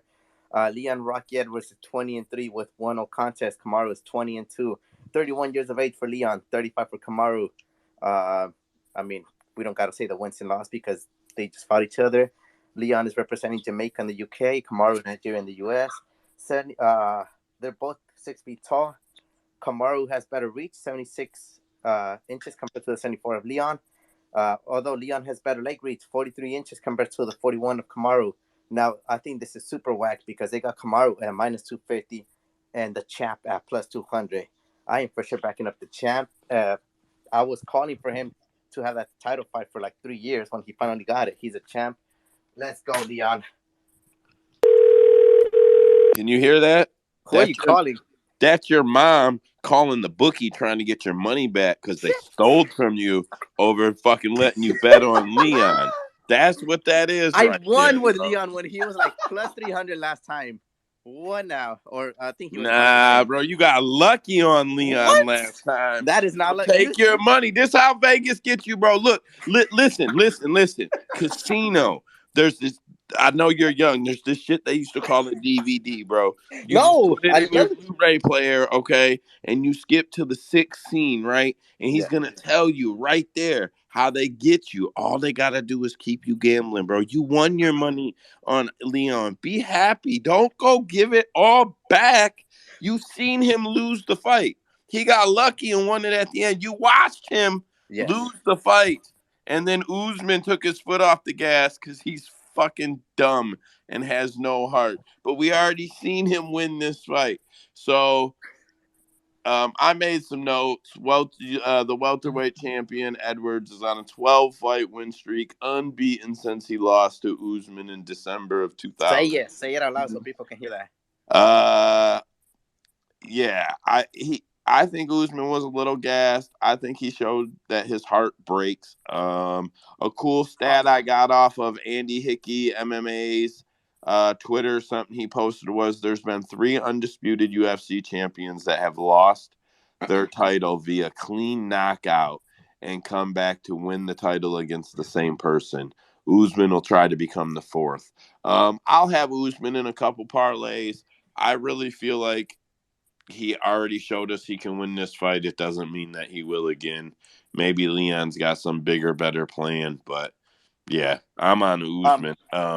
Just a quick little note is for the last fight. It was in Salt Lake City, Utah. So the altitude. Do you think that affected both fighters? Because obviously, like Leon gassed, and you're saying that Usman also gassed a little bit, which normally he doesn't, or at least not to that extent. But do you think that affected both fighters? Yeah, I'd say it had to affect both fighters, but I don't know. I expect this to be a much different fight. I actually expect to see a little higher pace, as weird as that may sound for these two guys. I do though. I expect to see a little bit higher pace. Andrew, go ahead. I'm going to be kind of quick, and I'm going to end up leading this to Gabe. I just wanted to say I'm very disappointed that Wes is not here.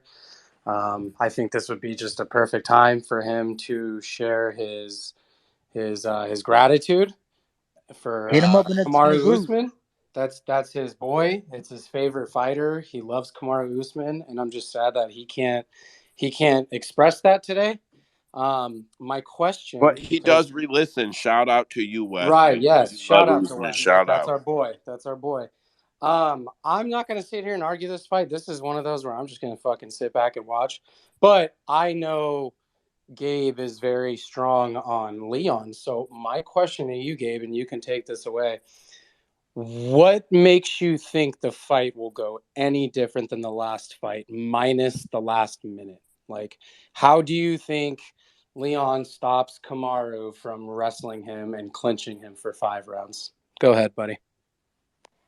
All right, before I answer that question, I'm gonna speak on Wes's behalf for Usman. Okay, he would say that Usman is fucking garbage. Okay, No, he would say Usman is absolute ass. fucking garbage. Ass. He He would would say say he's Usman's ass. ass Usman's a cheeks. bum.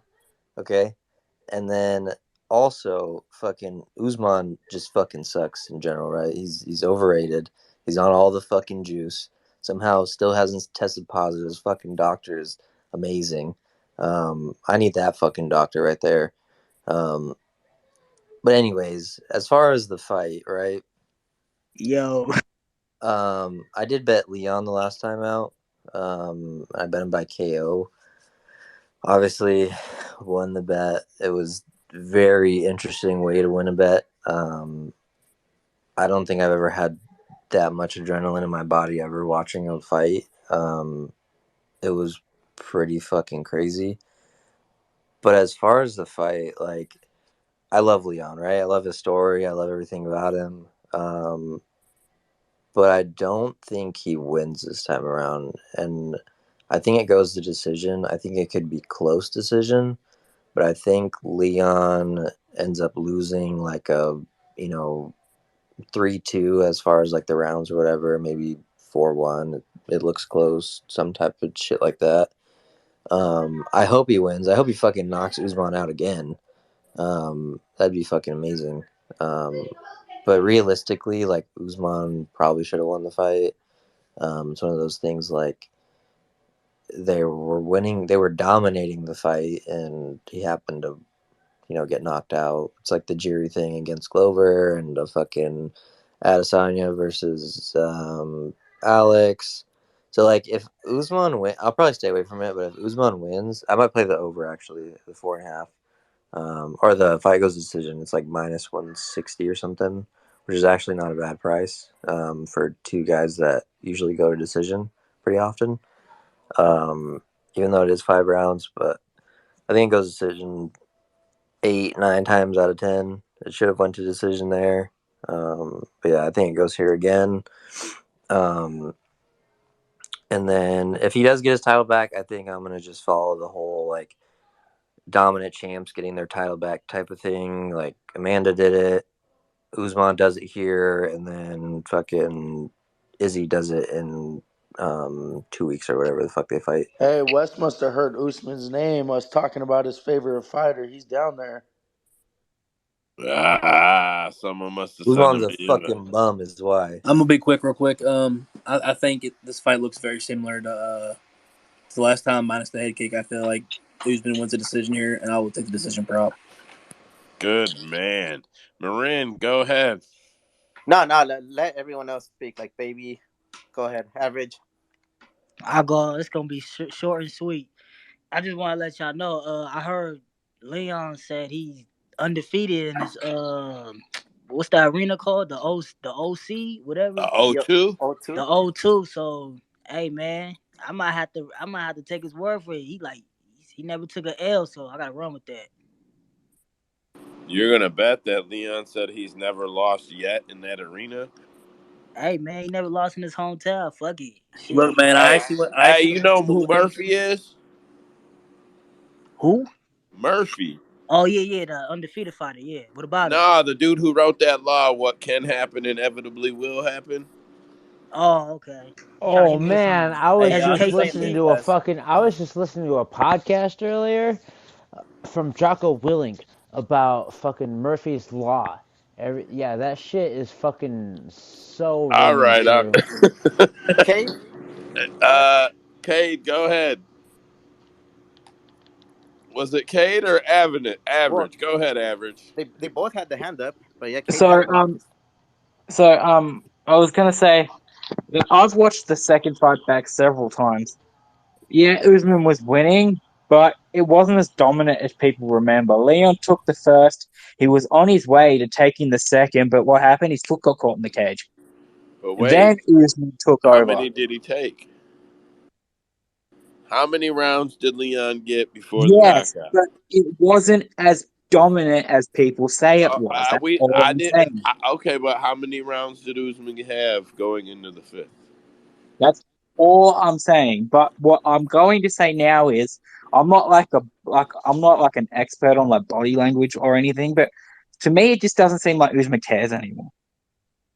He literally said that losing the belt was a massive relief. Nah, When I I'm on some West Belfort Mandela Library shit, bro. His manager is Ali Abdelaziz. I've been doing a report on Ali Abdelaziz. He's a dirty motherfucker. He took the dive on purpose so the comeback would be better. You know, you seen that MTV shit. Who's that dumbass guy?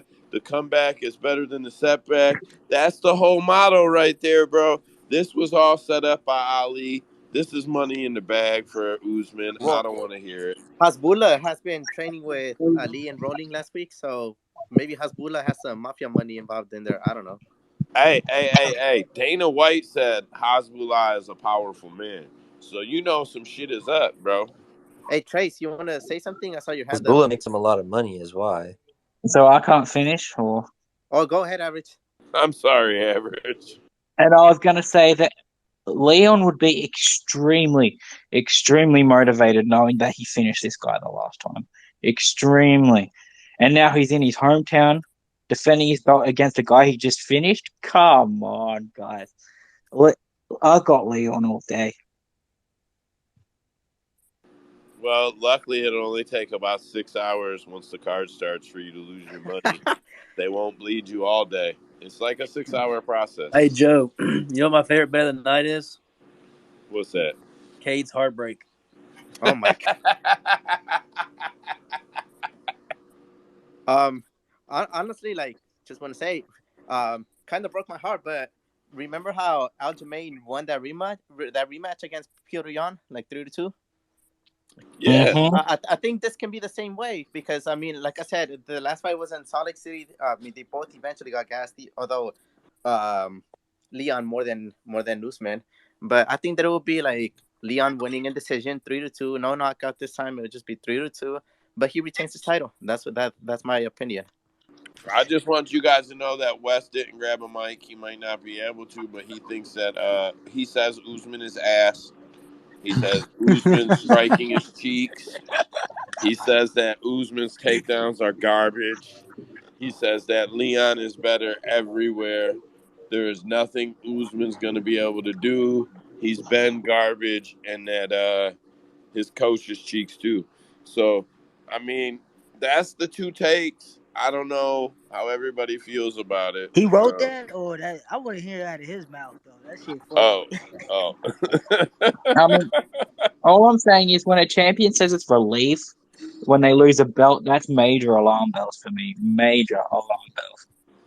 I don't know, man. Gabe, go ahead. I think it's like whoever just said that right now, like the whole like losing like a close fight or whatever, or like random knockout type shit, and they look bad and then they come back and they like dominate. It happens a lot. Like the whole like the Aljo fight, like you seen in Bellator with Nemkov and fucking Corey Corey Anderson. Anderson. And like Nemkov was getting fucking dominated in the first fight, and then everyone when fucking hammered fucking Corey Anderson, even though Corey Anderson fucking sucks. And then same thing with Aljo and Jan. Like everybody went to go fucking bet Jan. And then it wasn't like a dominant fight from Aljo, but I mean he won, right? And then like you see it a decent amount of times to where like it could happen again. So I hope Leon fucking knocks him out again, but I think it's more likely going to go to decision. It's probably going to be a super close decision. I don't think it's going to be like a dominant, like where Usman was up. He was basically going to be up 4-1 at the end of the fight. I don't think it's going to be like that. It's going to be 3-2, probably split one way. So you taking the over, or you go on the decision Yeah, prop? I'm probably going to play the fight goes decision. It's like -160 or something like that, which is really good. Because usually these guys are both decision guys. So yeah. And I don't even I got hope that it much. ends up being a tie. Why? So that we have to watch them fight again? I don't want to see No, Usman fight anymore. that's He's fucking honestly sucks.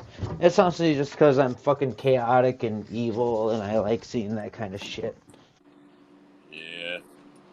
Well, I'm gonna cap the card off with I know that. Wes say he trying to get up there, but y'all not accepting him. It doesn't even show it. I'll just make him a speaker. Invite to speak. I can't just make him a speaker.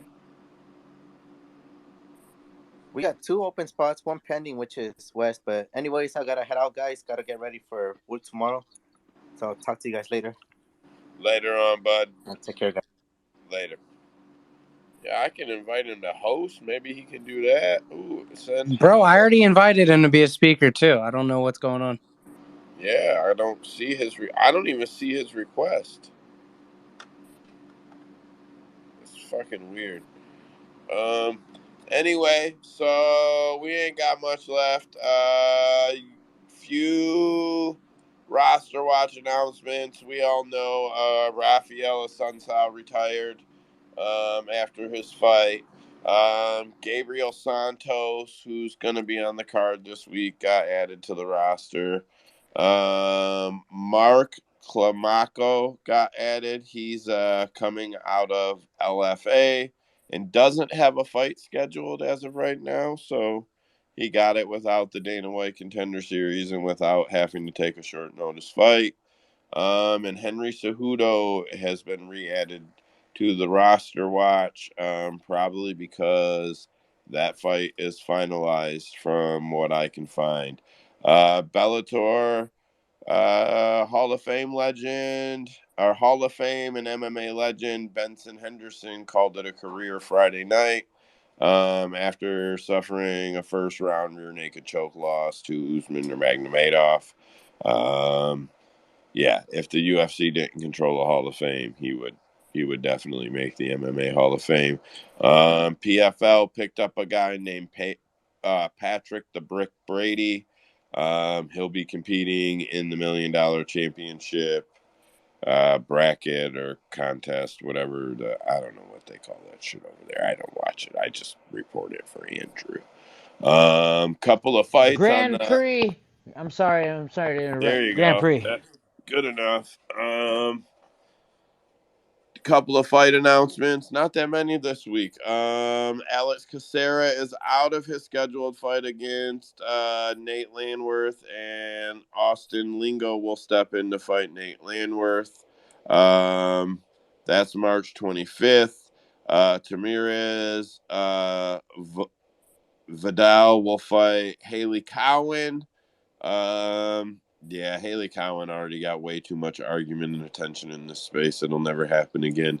Aljo and Hendry are official for May 6th. Ilir Latifi and Rodrigo Nascimento are scheduled for May 20th. I'm so mad, bro. I don't want to watch Latifi fight anymore. I thought he quit. I thought they said we don't have to fucking watch that guy anymore, bro. Like, what happened? Like, how the fuck is he still UFC, man? I'm so mad about that. Kai Kara France will fight Amir Elbazi on June 3rd. Man, I'll be honest. I wish that fight would have made it on the fight week, the card I'm going to. Yo, Joe, why you mad at somebody trying to get $1, man? That's crazy, man. At what? Because Latifi, I let don't me. want to watch this boring ass fight, D, baby. Go He get trying. $1 in Bellator. I just checked the highlights on that shit. Damn, dog. Tired of his bro. He's the most boringest motherfucker. I dread when he has a fight coming up. I dread. I think like, ooh, I could probably eat during that fight, or oh, I'll go get my plate during that fight. I'll schedule it so dinner is ready so I can get my plate and shit during that fight and try to pass the time. Try to literally pass the fucking time while he's fighting. I hate that guy, bro. Like he's probably nice, but fuck him. A lot of people are probably going to be on Kai Kara France, and I'll probably catch a lot of shit. I'm on Amir Albazi. I wish West could get on the mic because I'd be curious to see where he's at on that one, but I'm Amir all day on that one. Jasmine Jazdakevich, if I said that right, or Jazdavikius, if that's right. We'll fight Miranda Maverick, guest of the space. We'll all root for her because we fucking will because she was here. She will fight June 10th at UFC 289. So that's actually all I got for fight announcements for the week. After that, dirt sheets. I only do the top 10 nowadays. According to Ali Abdelaziz, UFC 85 did nearly 1 million buys, but I told you guys a week ago it did 800,000, so I don't know what his definition of nearly 1 million buys is. That could just be 800,000. Chimaev went to an orphanage to give back to some kids. He cried. It's a good little video if you find it on YouTube. I watched it. Bruce Buffer and Demir. Are you there, Andrew? What's up? Demir Taviviat. Come on, bro. Help me out. You know who I'm talking about? To Big Who just Madov? fought. There you go. Demir who? Tamir. It's with a T. No, it's with a D. Oh, Demir Demir. The Tavivich. only Demir that comes to my mind is Magulov. No, I don't know who this guy is, but him and Bruce Buffer got picked up on the mics after a fight. He said to Bruce Buffer, like Bruce said, "Good fight" or something. And he said, "Man, they don't pay us shit." And Bruce said, "Yeah, but you keep fighting like that, and they will." And he said, "Yeah, but they don't pay shit." And then Bruce goes, "I wouldn't say that in your post-fight interview," right before they gave him a fucking mic or announced the winner or whatever. It's funny that the mics picked that up. Chael Sonnen claims he made $8.8 million for the Anderson Silva rematch. That sounds like bullshit. Yeah, he's full of shit. I love There's, Chael, but he is so fucking full of it. bro, there's no way he's not full of shit on that. So the reports from 2012 reported that he made $50K, and that's when the fight went down. So I don't know how the fuck he's coming up with 8.8 million. You know, Chael, he'll probably spawn some story about how he's worth 8.8 million, and it all started because of the Anderson Silva fight or some shit. He's fucking weird like that. He also has publicly said that him and LeBron James have the same dope guy. This is the second time he's brought this up, and that LeBron James is doing EPO. Those are actually really serious allegations, though. Like, those are really serious allegations, and there's no question if NBA players are somehow getting away with EPO, that is a unbelievable fucking advantage over the guys who are not using it. Like basketball is, it's played over a duration of time too. Like, man, there is no question about how the longer the game is, the bigger the advantages are. That's all I would be, the only way I can explain it. So apparently there was a knockout on Tough. Connor jumped into the cage, maybe.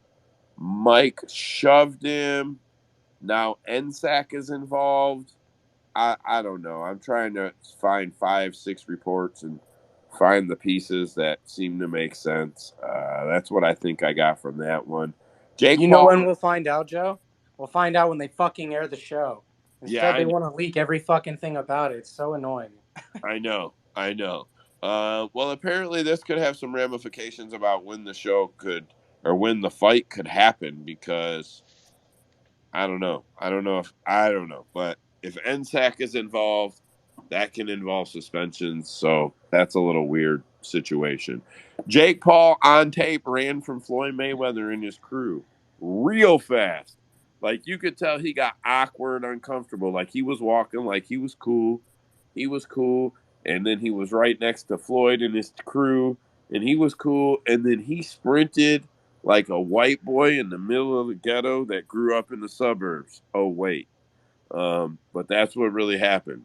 You just gonna stand there and get your ass whooped, or what? Yeah, he was gonna get his ass jumped bad. Like, come on, man. What are we talking about? It's like, hey, run and look like a bitch, which actually you don't look like a bitch. Nobody or was stay being and fucking wake abrasive, up in the bro. hospital. I don't feel like anybody was being abrasive. I don't. Did you watch the video, bro?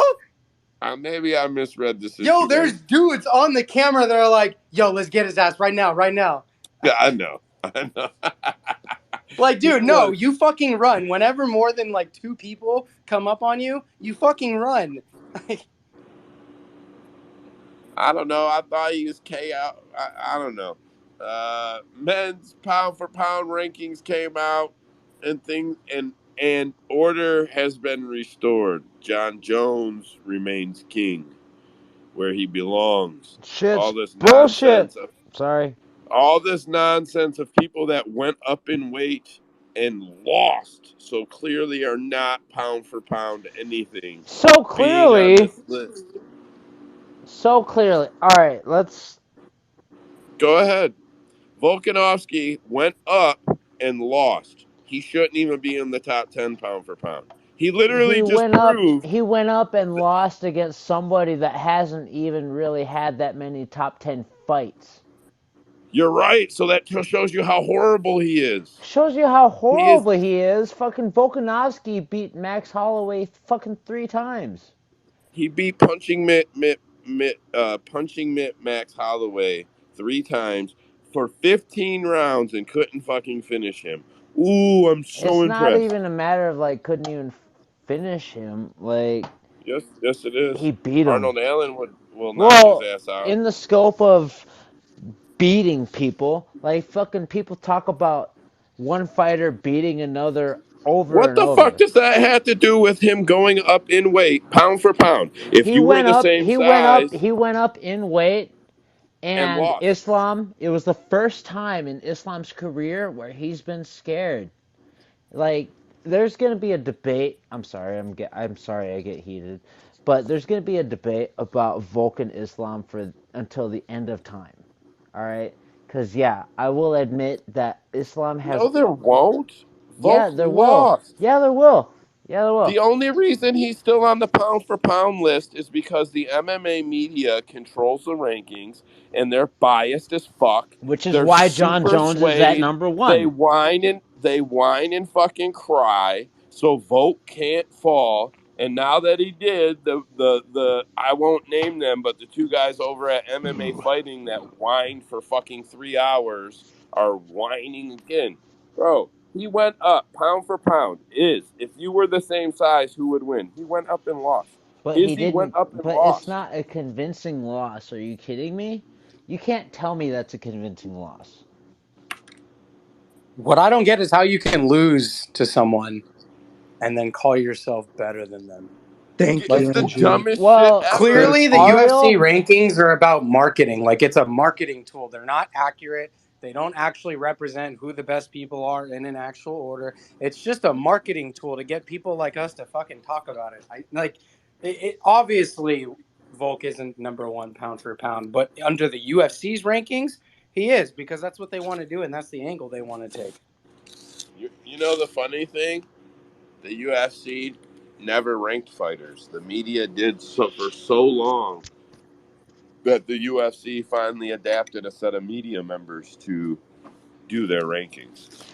That's a true which story. is honestly kind of well. I've heard after this Volk Islam fight, it came out that the committee that makes these rankings is like comprised of like 40 people, which is fine. You know, all right, fine. It's 14 people. Yeah, that's what I said. 14, not 40. Are you kidding me? Come on. Okay. It's 14 people though. It has been for a long time. Like that's 14. all well known. It's But pretty. either It's way, pretty well thought who some of them are even. either way, I really can't say that Islam beat Volk convincingly. You know, But did he beat him? did he He beat beat him? him though. Well, Ariel Helwani said it. Oh Jesus Christ! I'm not Oh arguing my with somebody God! else Don't about Jesus somebody Christ, else's. Ariel Helwani now. He's the fucking bleed. He is, bro. Hit Okay, me. go ahead. Hit me. Ariel Hawani says Volk lost, but he lost the fight, or the match, but he won the fight. I Yes. heard it. Okay. Yes. Um. After that on the list, the women's pound for pound came out, and Alexa Killing me, Grasso is Smalls.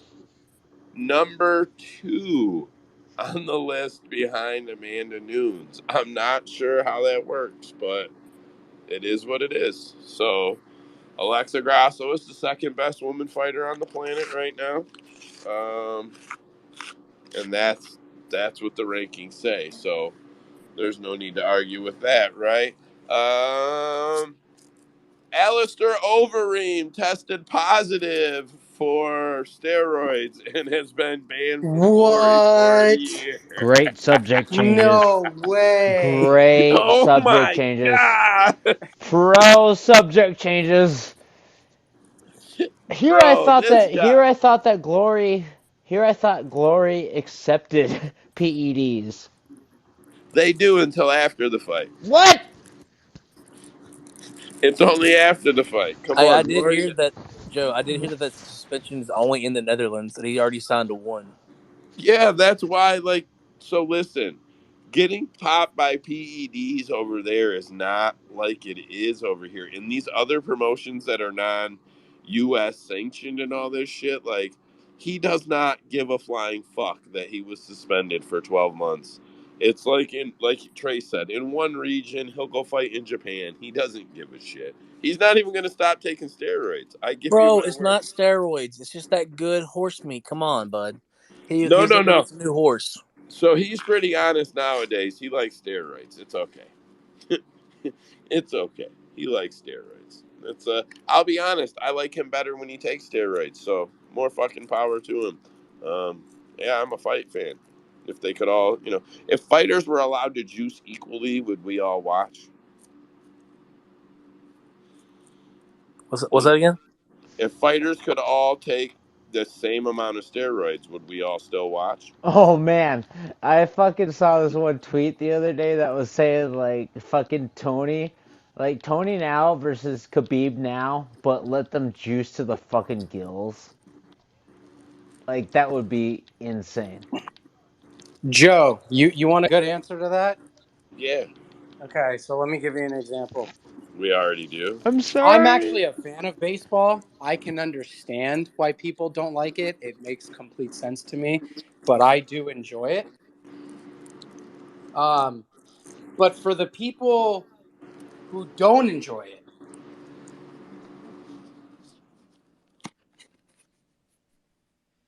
You muted. Can anybody hear me? Yeah, you're good. I can't hear Andrew. I Cut his hear, mic I off. hello? hear. You said for the people who don't enjoy it, and then your mic went mute. Okay, This is for true. the people who don't enjoy it, there was a particular time where baseball was heavily popular. Everyone was hitting home runs. Fucking crowds were getting filled at the stadiums. Baseball in the early 2000s was very prevalent because that was the quote unquote steroid era of baseball. You had dudes like Barry Bonds, Mark McGwire, Canseco, all those guys, Sammy Sosa, all these guys are hitting home runs and making the sport more entertaining. What Andrew. happened after they banned all those steroids? The fucking ratings went right back down. So yes, absolutely people would fucking watch. Andrew, do you know who Sean Shirk is?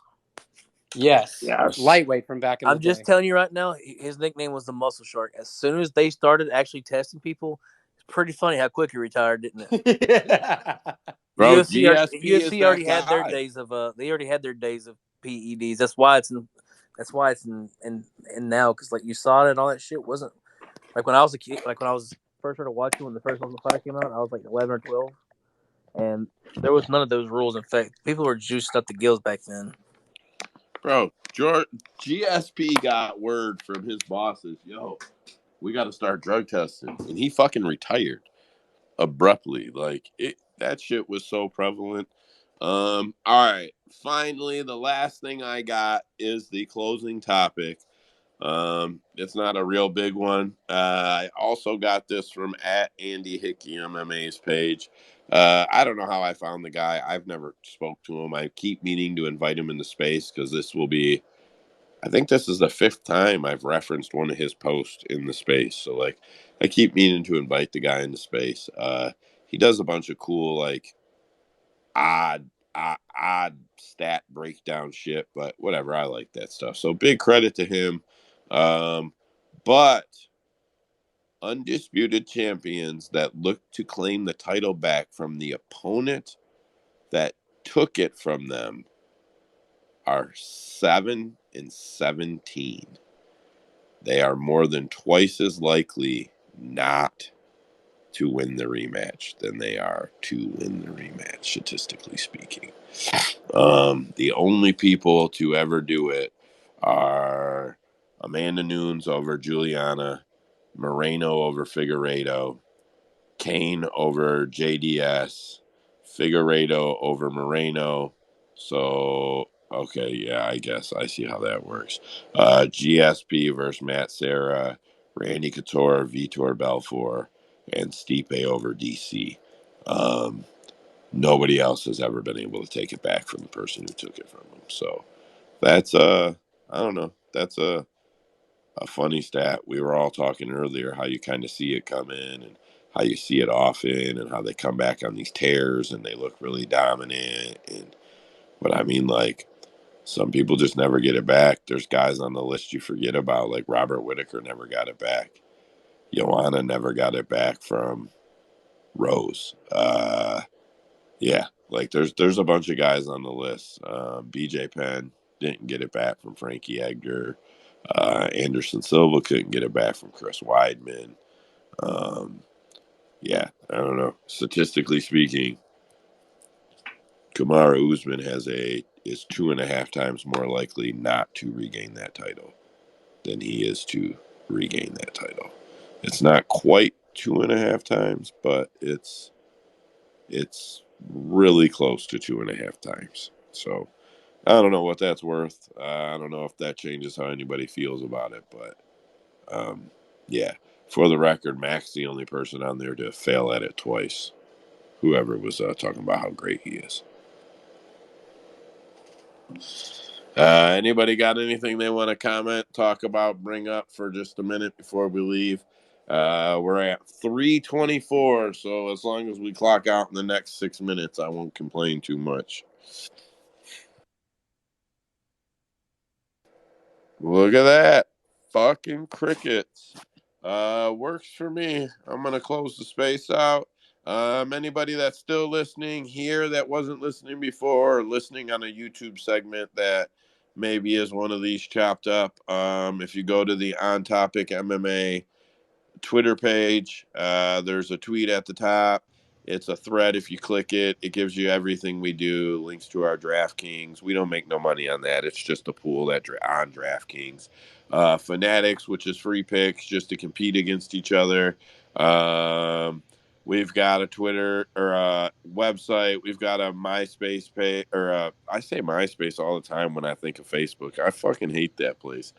We have a Facebook page. We've got a Twitter community. If you don't know what Twitter communities are, go to our page, find our post that says community, click the join button, and it will add a new option to the buttons on your Twitter. If you have 4, it will give you 5. If you have 5, it will give you 6. It will also give you access to communities. You could join football communities, baseball communities, basketball communities. As long as you stay active in at least one community, you will have the communities options. If you leave all of your communities 10 or 15 minutes later, I assure you the option will disappear from your Twitter. But it's something cool. It's not that busy yet. It's basically just like a big thread where we can all post. But it's starting to pick up and gain some momentum. So it'd be cool to fill that up and get people talking. We've also got a bunch of chat rooms. If anybody wants to join them, just comment which one you want in and we'll add you. I think that's all I got. Andrew, you got anything? Bro, you know what's funny? What's that? You said MySpace. I know. It's That shit was hysterical. what, 15 years ago? Probably. It's just so fucking dated. I don't know. It's like some old shit. I say MySpace every time I talk about Facebook around my house. My wife laughs at me so much. It's So funny. Twitter is the only social media the only app that I use now. And it's been like that for probably a decade now. But I'll tell you what, man, MySpace was way better than Facebook looking back. MySpace was dope, bro. You could have sick backgrounds. You could have a killer song when people go to your page. Learned how Man, to that shit was code a little tight. bit of website stuff. It was Yeah, a it was handy cool, man. fucking thing. I agree. It was much better. Um, Anybody that's going to International Fight Week by chance in July that is listening or tunes in on YouTube, we have a group for that. It's getting close, and I'm getting pretty excited. VIP to UFC X was $600. It is now $700. It will probably move to $800 and then $850 before they before it cuts out. So I don't know if anybody's considering going. You should get that ticket now. Do you live It's in pretty cool. Vegas? No, Andrew does though. Yeah, I do. Shit. I mean, like Yeah. when it comes down to ticket prices, tickets at the box office are ideal.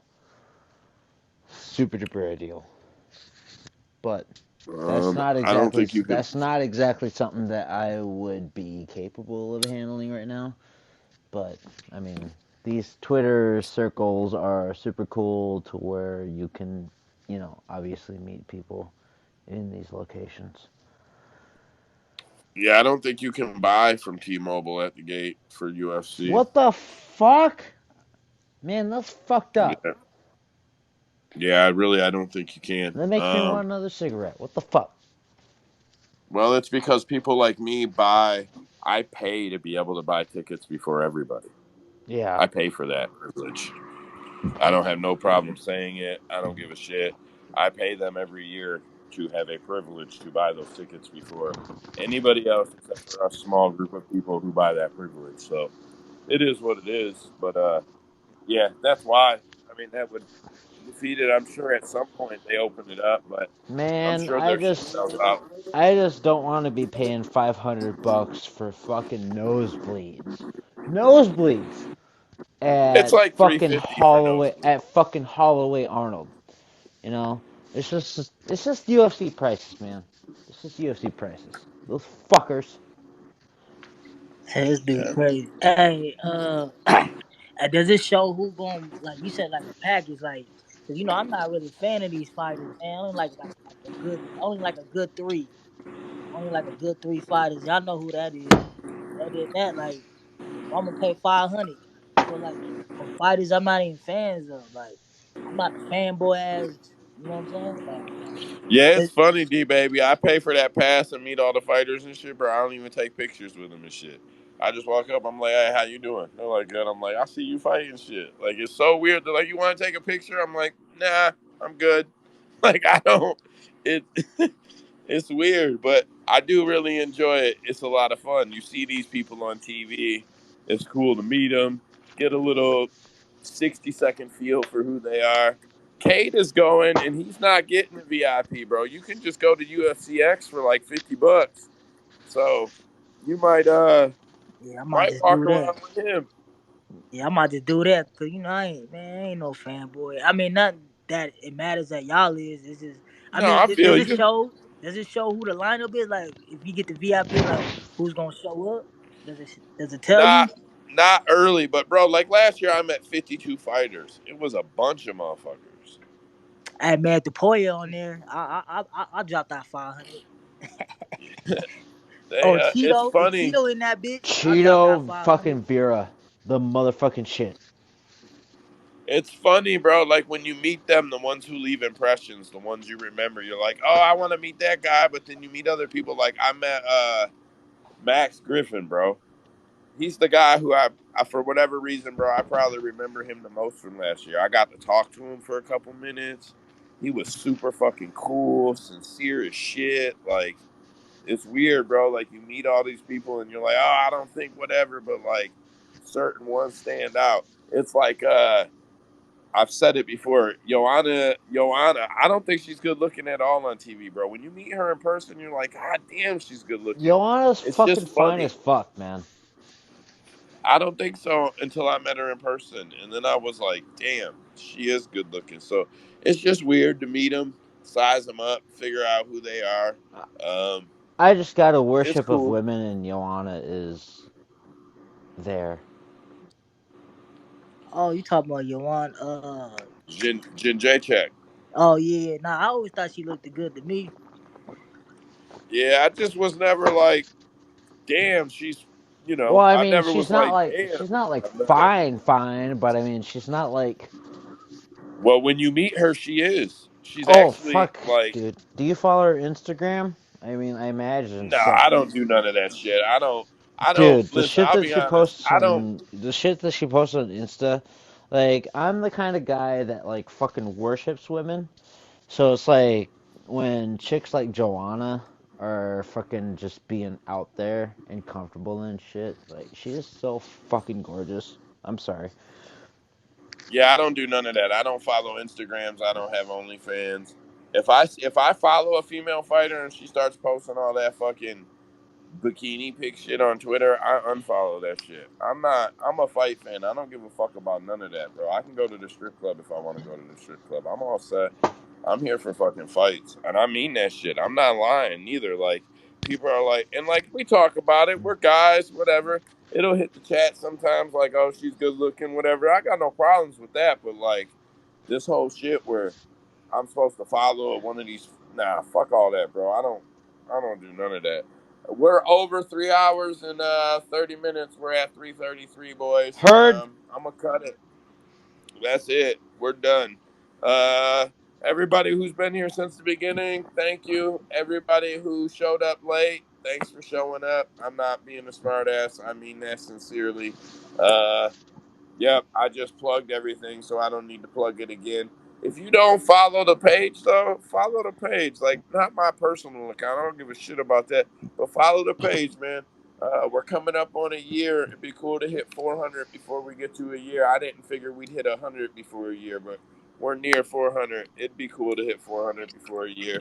Hit me with Joe, you want to do a sound bite hit me with real the quick? personal account. You're cool as hell. This is like these kinds of spaces are really they're a lot of fun. You know, I like this shit. Hmm. Hit me with that personal Yeah, account. baby. I appreciate you for setting this up. I'm gonna get the fuck out because I need to have another smoke and get the fuck out. Deuces, deuces. Later on, man. Baby, if I want to take a bunch of little sound bites and make a sound bite, Man, fuck all that, man. Do your voice, man. We don't need no other MMA sound bites from other people that's in the fucking MMA world, man. You can do your own shit. Be yeah, your that's probably true too. You can do That's it right probably now. true. I'll put that shit. I'll put the phone towards the mic and shit. I'll just turn that shit up and mix that shit and put a banging ass beat. Bro, so here's the issue, baby. I've been told you this whole time. I just want you to do it. Nah, you was trying to get me to get like a Dana White clip or somebody that's in the MMA world respected. Clip that. Or you do it. Nah, man, you got the voice, bros. Bro, You I got wanted you to come in here and do it every night when we was closing. I wanted you to come in here, cuss everybody out before we leave. I nah, just want you to man. put that in a sound bite so I can make you cuss everybody out when it starts on YouTube. Nah, that's your shit, bro. Like you got the voice. Like you could whatever you. I was thinking like on like you was saying like on top of what you got. Like boom, I put that as the sound bite.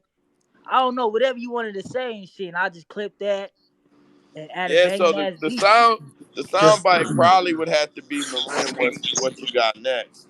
That would probably be the sound bite. All right, so I got to figure out the sound bite because you Yo, don't want to Joe, do it. You just was so you gonna know, tell people they was fucking lame and cuss them out, but you don't want to do that for Hey, them. just Bro, so you you got the know, voice for this shit. You got the voice that people will respect. Like, oh, you sound like an MMA guy, bro. Yeah, Joe, Trey. just so you know, whenever it comes like whenever trying to monetize our YouTube, you can't have cussing in the first like 3 or 4 minutes of it or the last 3 or 4 minutes of it. So like him cussing you out whenever it does come to time, like we try to start making money off of it or whatever, or however, for the space, you can't have cuss words in it. Or they'll make it to where you can't monetize it. Yeah, he's speaking facts, but Man. like, come on, they not gonna go through a So full what house we need video. then is a 4-minute intro with no cuss words. Because Nah, Just he everything said we pre-record it. do. 4 seconds all you need, bros. Or yeah, 5 to 10 seconds. All right, bro. All I'll right, be like, I'm on gonna have topic, the what answer you by got? next week. I'm Get gonna it? have the answer by next week for sure. All right, I'll be ready. You can't catch me off guard and be like, "We about to do it." All right, we're gonna do it next week, and you're gonna put a beat on. It's gonna be like 4 seconds, right? Yeah, that shit gonna be. I'm gonna make. I got this beat. I got it's paid for, so y'all ain't gotta worry about it. If the copyright try to hit y'all, I got the paperwork for it to where like y'all can dispute it. But this shit Nice. banging though. This shit banging. All right, I'll be ready next week. I'm gonna close this down. I bet. All right, boys. Later on. Any ladies in the room or listening?